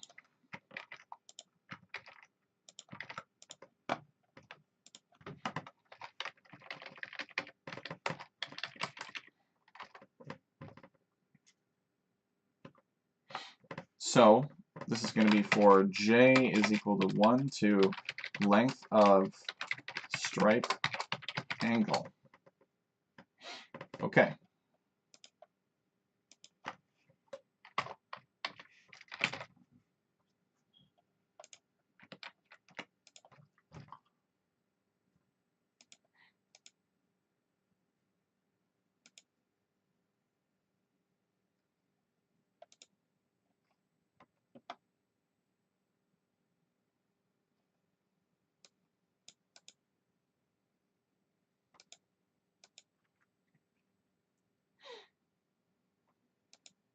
So now we need stripes of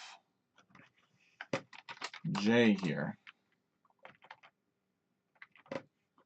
And we're going to have that be stripes of j, x, y.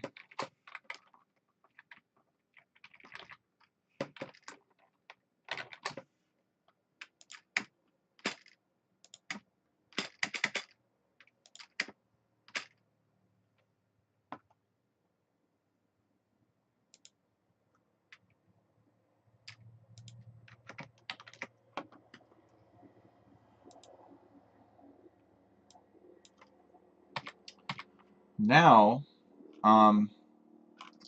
Jupiter Edge is the same as it always has been. But now we're building these structures. We're doing it a couple of times. And so the I edge is going to have 2 things. So we're going to put like just 2 for here. And we'll put like stripes of just 1 here. And that should be capable or sufficient to extract one of these things that it potentially computed. So it's computing 3 things here and 2 things up here. And we should be able to extract one of those things from the structure here and one of those things from the structure here. For this one, it's going to happen to be the second thing that it computed. And for this one, it's going to happen to be the first thing that it computed. Although we could actually change that up too. We can make that like 3, just in case it doesn't do something more than once, we'll know. And then everything that's past this should be the same. So we'll set j equal to 1 again, and then it'll build its whole command lines. And all right, let's run it. So this should take considerably longer to run, maybe just a couple minutes. So I will be right back. Oh, no, it won't be. What do we got? Stripes. Oh, right, because stripes is... Right. We need to initialize that.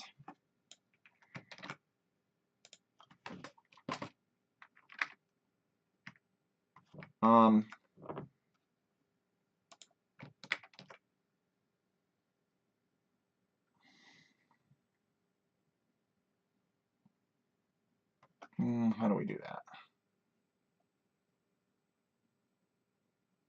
I guess we could try this. Stripes of j.xy is just equal to that, so we'll just initialize that.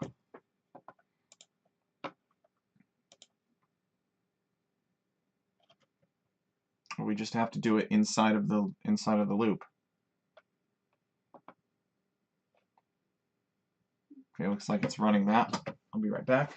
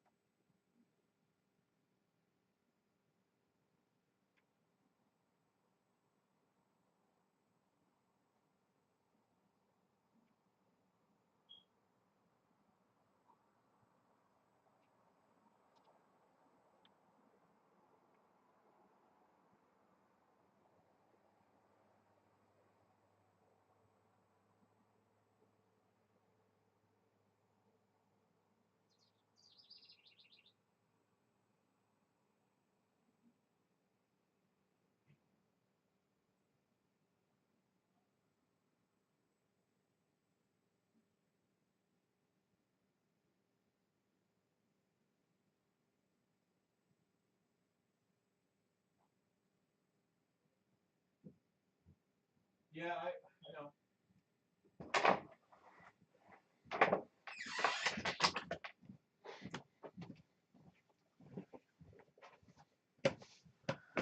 Okay, it finished. So when I run this, we should get 60-degree stripes with the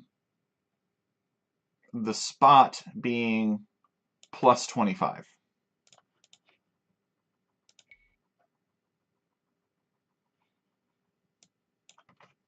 And that appears to be, uh-oh. We got 2 spots.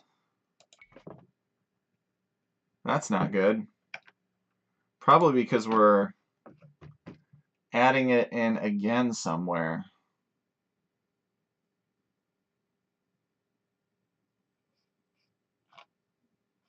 EE. Oh, all right.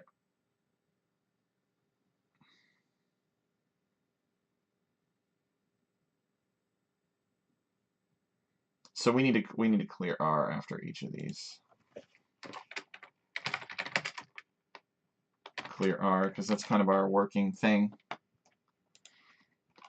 2-spotted Jupiter. Unacceptable. Okay.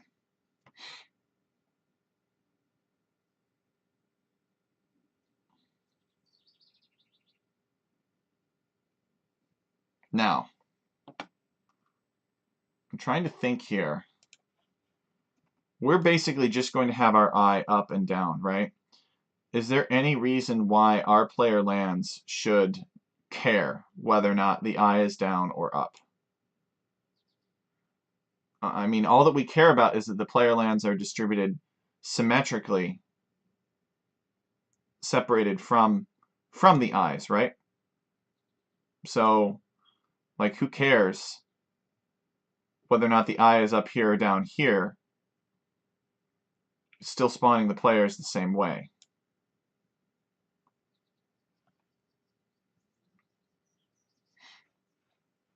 It's kind of hard to describe. But anyway, I think that the answer is no. I think we don't care. So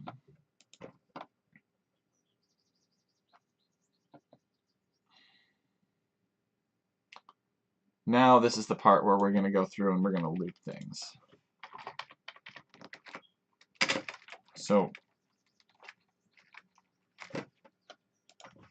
let us do length of EE. We should get 2. And length of stripes. And it's just going to count the size of, just going to count the size of the structure. So for I1 equals 1 to the length of EE. And then for I2 equals 1 to the length of stripes. And this should give us all possible combinations, if you will.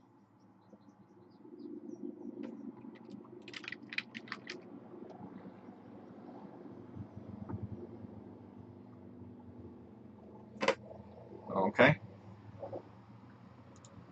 And that all needs to get fed into command.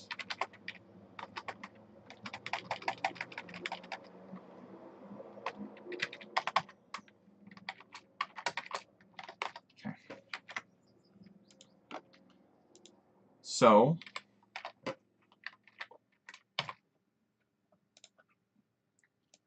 this is going to be I1, and this is going to be I2. Structures are a pretty useful thing. I'm surprised it took me so long to learn them. Okay, and we could probably tack the player lands back at the end of this. We don't need them here. Because again, the player lands don't really care about where the eye of the storm is or where the orientation of the stripes. So we don't need to repeat them.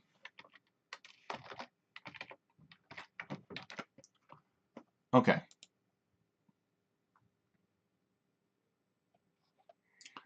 Let's run it again and confirm that the variation exists.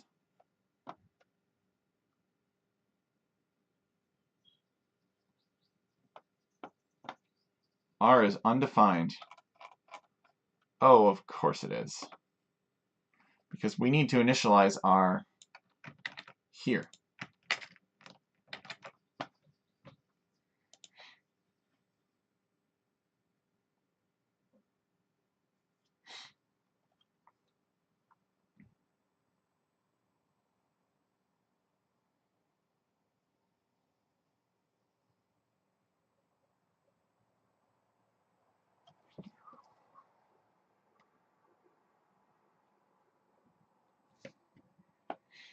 It's crunching the numbers.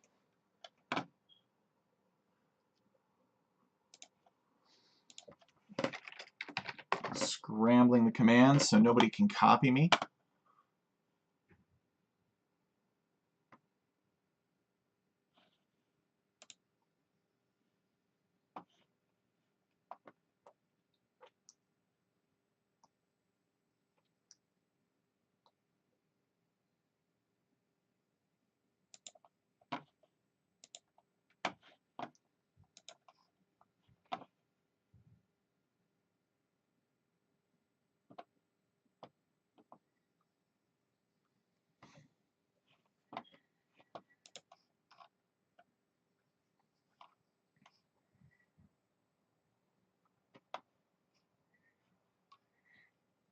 Okay, so I think it's in this portion down here where it's doing the RMS processor and it's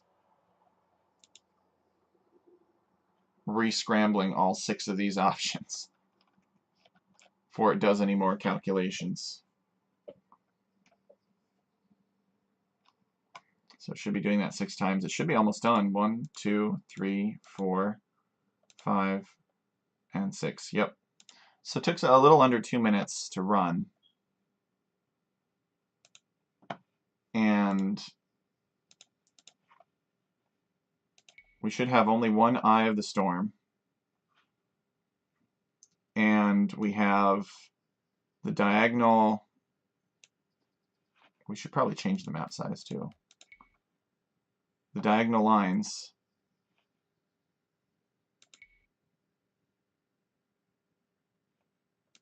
Come on. Oh, this isn't good. It's the freaking same every time.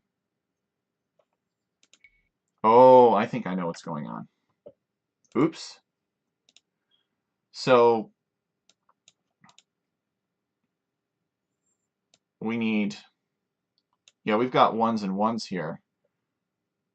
We need stripe angle here. It needs to know, and we need whatever this is, I guess config.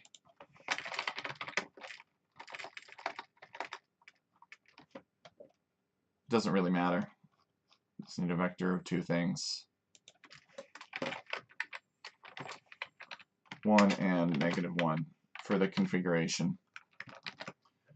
Oops, alright. The good news is we already have command technically written, so we can just copy this and it'll rewrite it.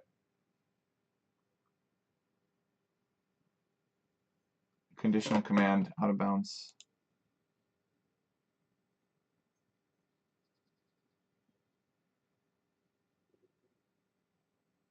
It says run completed. But it's only got one option defined here still. So let's just try running it from scratch then. It's probably something that was initialized that we need to think about.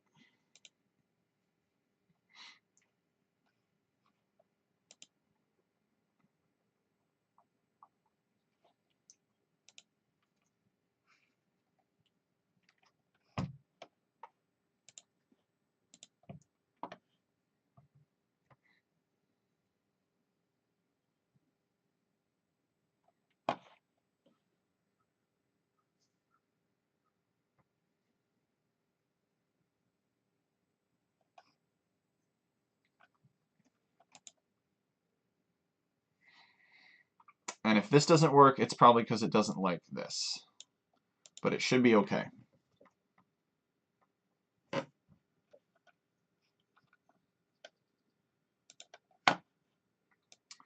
And then I think we'll finish it off by putting some random islands around the outside, which could be fun.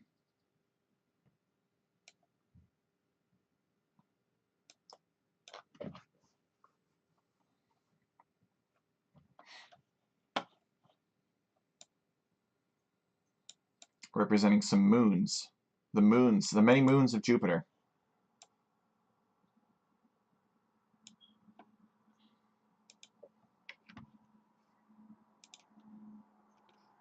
Still scrambling. All right.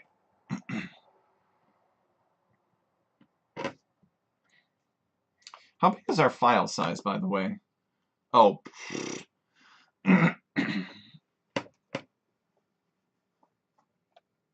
Yeah, okay, it doesn't like this. So we need our variable here.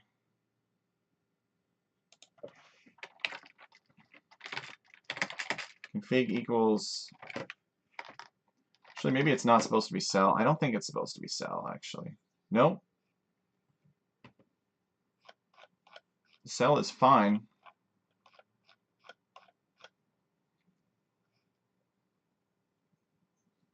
Random statement v3, conditional command out of bound.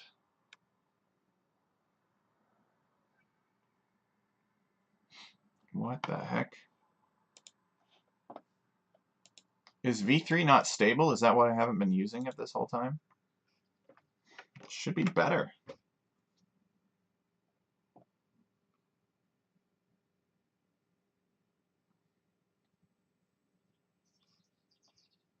What happens if I use V2?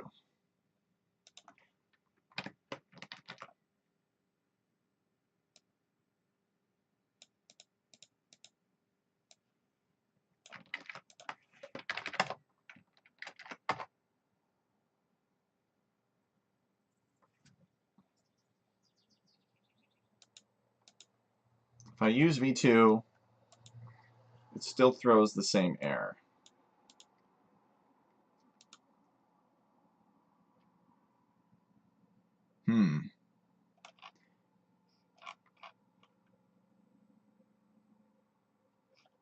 Let me go look at another map where this is used.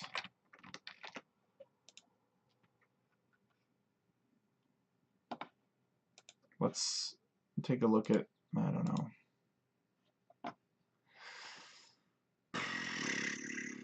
Let's see here. Tara. Tara would be a good one. The Hill of Tara in Ireland. Let's come down here.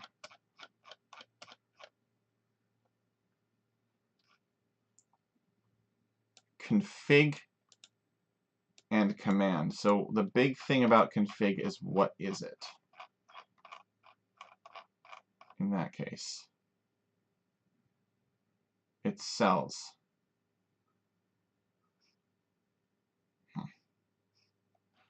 You know what? Maybe, since I'm doing it this way,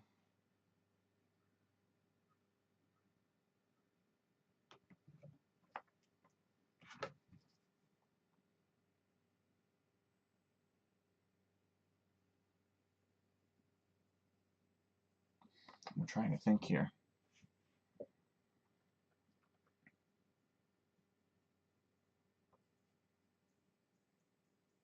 What's going on? Wow, so close, so close.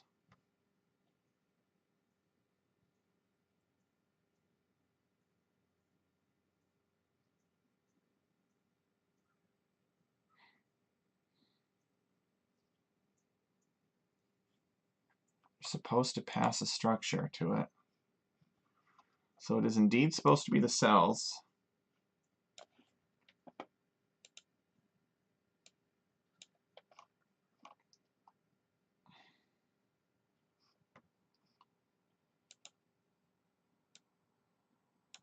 Yeah.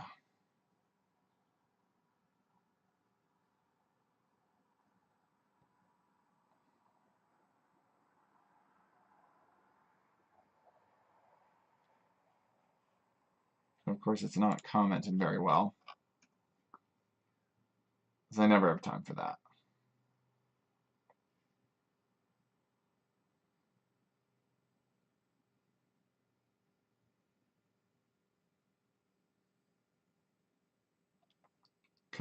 Conditional command is out of bound.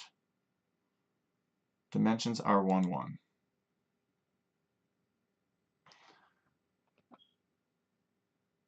So, oh. Ha! J equals J plus 1. So every time it was overwriting command here. That was the problem. We weren't iterating through and generating a structure of the appropriate size. All right. Then in that case, let's rerun it. Ugh, can't believe I forgot about that. All right. Sorry, this is just Tech Chariot life. Spends 5 minutes figuring out what he needs to do and then an hour figuring out some stupid thing. That's the reason why it's not working. All my life. It's always just those little details that just kill me. I ain't got time for that. I have a world to change.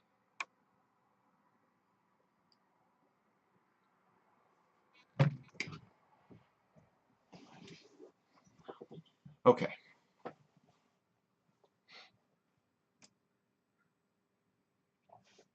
Scrambling command still. Yes. This should work.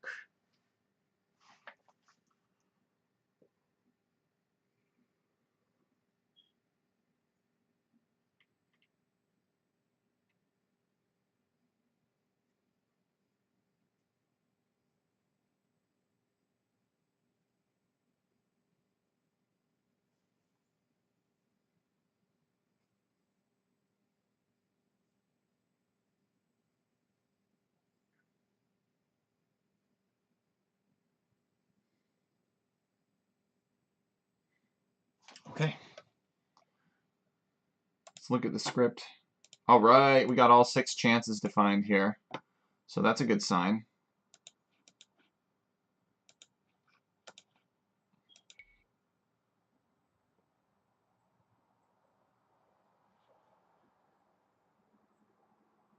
Generate the map. Uh-oh. Okay, nice. Stripes are oriented that way. Let's check the file size too.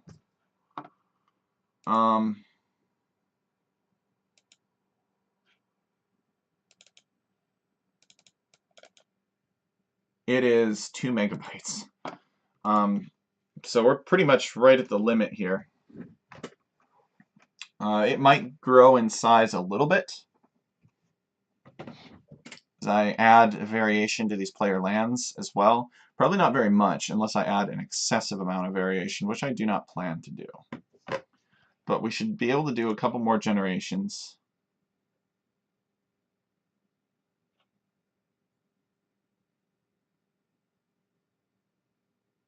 And now the storm ends up down here. Got the same extreme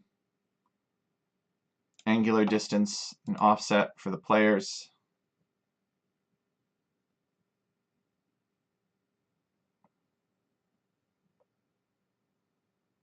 Nice. So I mean, it is 6 options. You know, it's kind of like 6 maps in one. Okay, let's do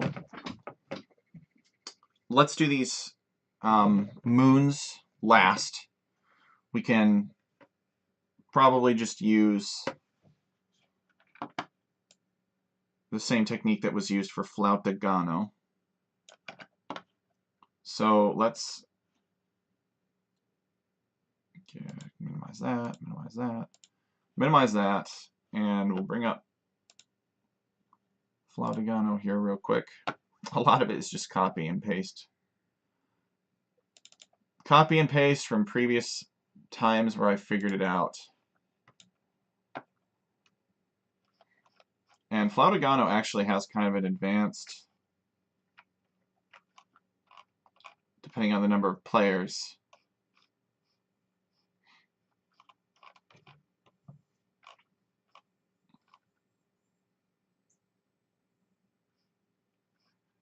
Yeah, let's just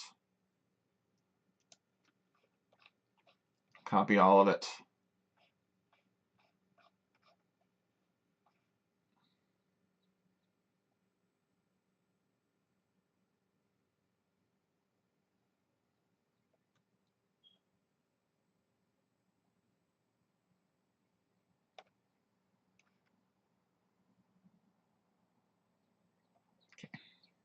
I'm just kind of looking at this and interested in how it works. Okay. So we will probably go up to the manual land.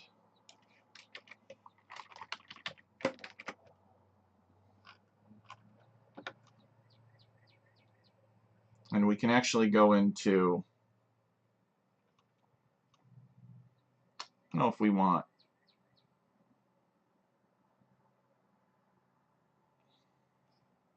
this exactly. Could scale it for the number of players. That's basically what this is doing. But ultimately, unlike Flautagano, this doesn't have a change in landmass depending on the number of players. It's it just changes in size depending on the map size that you pick. So it'd be more appropriate to scale the islands out here based on map size instead of player number. That's kind of what I'm thinking right now.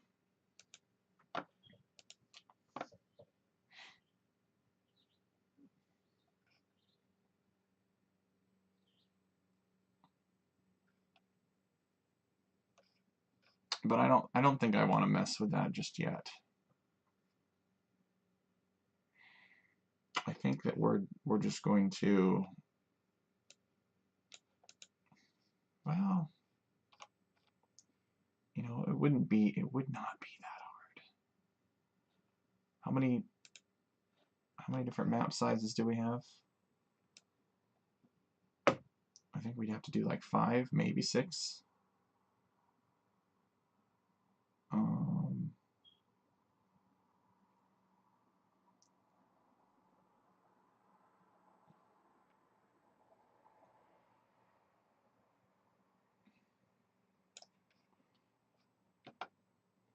6. Oh, you know what? Hell, let's just do it. You know me. All right, so we are going to say if tiny map, if small map,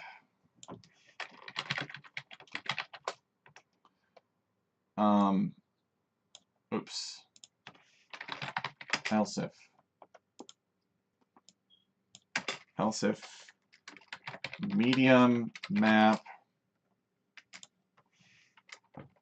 else if large map, j equals 4, and then we'll do j equals 5.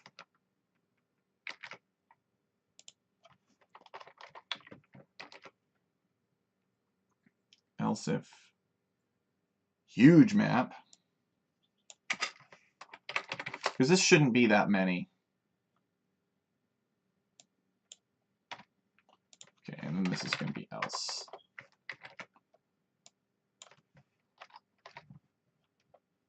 Else if gigantic map. Okay, and this is going to be 1 to 6 instead, or length NL.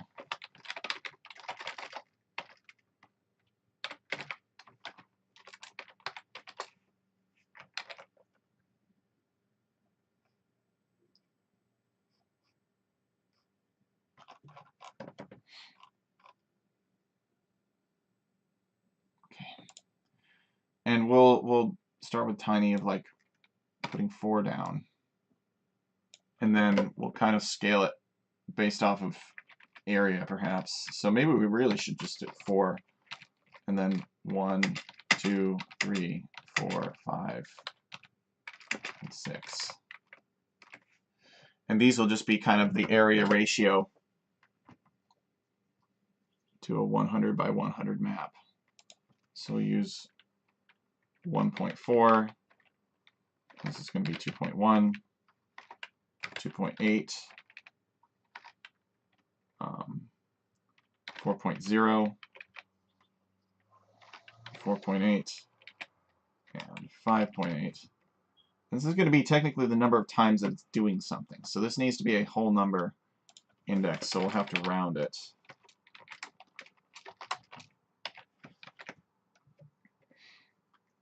And we could even multiply another factor. We could add another factor in there if we wanted to. But we're going to make it like maybe 8. And then our terrain type is going to be DLC Wet Rock Beach. We're going to have these border statements. And min placement distance is going to be 9. I think that's reasonable. And then we'll run it one more time and we'll get those lands to show up on the outside. We'll also see what impact it has on the file size, which is very important to me. We'll go like 170 probably, 180, 190. Orientation is minus 45, and that is the seed angle, and that has to stay that way. I'm not sure why I'm referring to this anymore. It's not relevant. We'll cut this, and we'll put that below this now. Okay. So, offset, this is going to be, we can make this like 43, 45, and 47. And this is going to be 28, 30, and 32. And I think we're good on everything else. Oh, teed biases, so we could have 0 and 0.05, I think.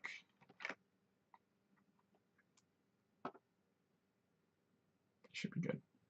We're not going to make it an eccentric star, although that would be pretty interesting. We could revisit that later. Okay. Let's see.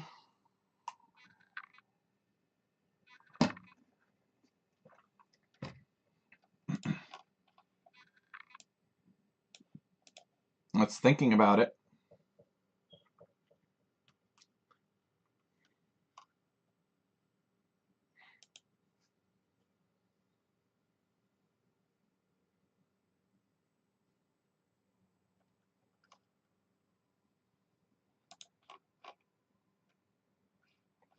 It took it so long. Is it doing this the whole time? Be interested in how long the manual land appendix is. It's probably a few hundred lines of code at least. Which is never good for the budget, but I think we can still afford it. I've made bigger maps than that.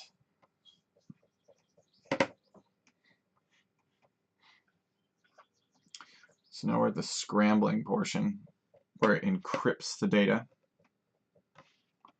Make sure nobody can copy me.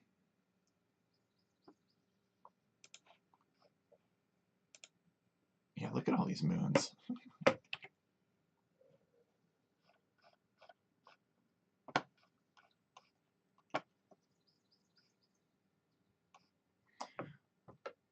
Oh, okay, so these must be ordered by the distance to Jupiter. Yeah, there's semi-major axis here. So this is this Core is the one that's the furthest away.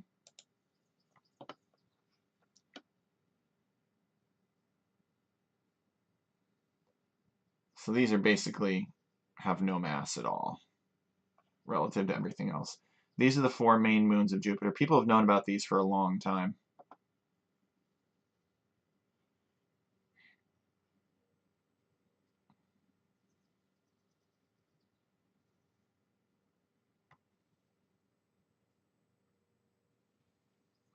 Discoverer Galileo.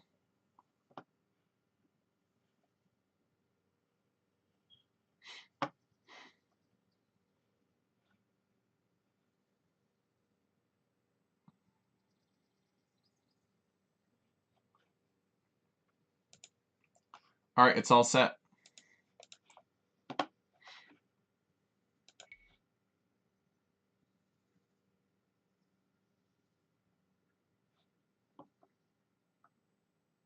Uh-oh. It's taking its time. All right, there we go. Got some DLC Wet Rock Beach we're putting down. It almost seems like maybe we should just limit these to the corners somehow. Like we should just use borders to constrain the toward the corners of the map so that they can't get this close. There's a large size map.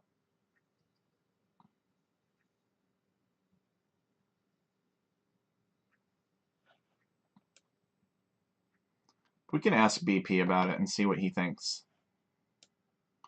I don't have my heart set on any of these. We don't have to have these. It's just an idea that I had based on how many moons Jupiter has. Let's check the file size. We are at Space Maps, Jupiter. Yeah, so we didn't grow that much, which is not surprising. So we got a little bit in the budget for it. Interesting though, when it's horizontal like this, we do get some beach showing up. So that might be an opportunity to work on it a little bit. Check out giant size and see if the problem is exacerbated.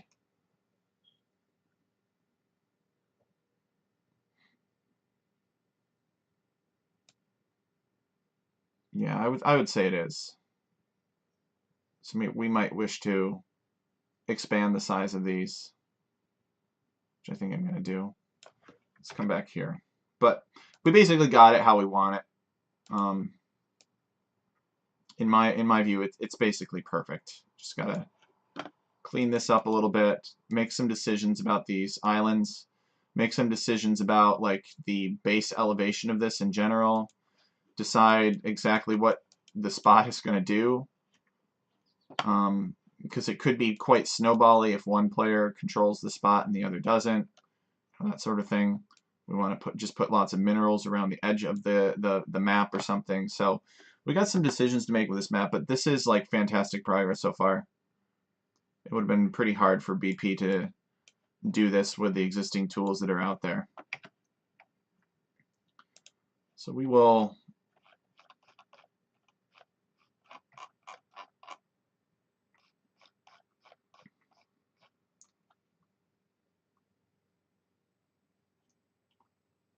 buff this up. See, where are the lines? And we could increase this thickness to 1. I bet that would help a lot.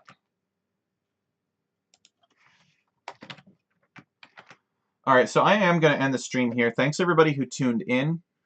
Let me hit run here. I think this has been a pretty productive stream. Heck, we even went in and fixed a bug in the player land placement program, so that's good news for us. If we got nothing at all done on the map, the stream and all the work of this early this afternoon and this morning was still worth it, because we still achieved a fix to a program that should be used in many places and will be used in many places going forward. So thank you everybody for tuning in. Hopefully you guys are impressed by Jupiter. We got a lot more planets work to do. I'm going to take a break now, and I may continue work on some other things that are a little bit more complicated off stream, but we should have a pretty good starting place for BP here so we can get to work on this, and he doesn't lose faith in the process. So thanks everybody, and I will catch you guys later.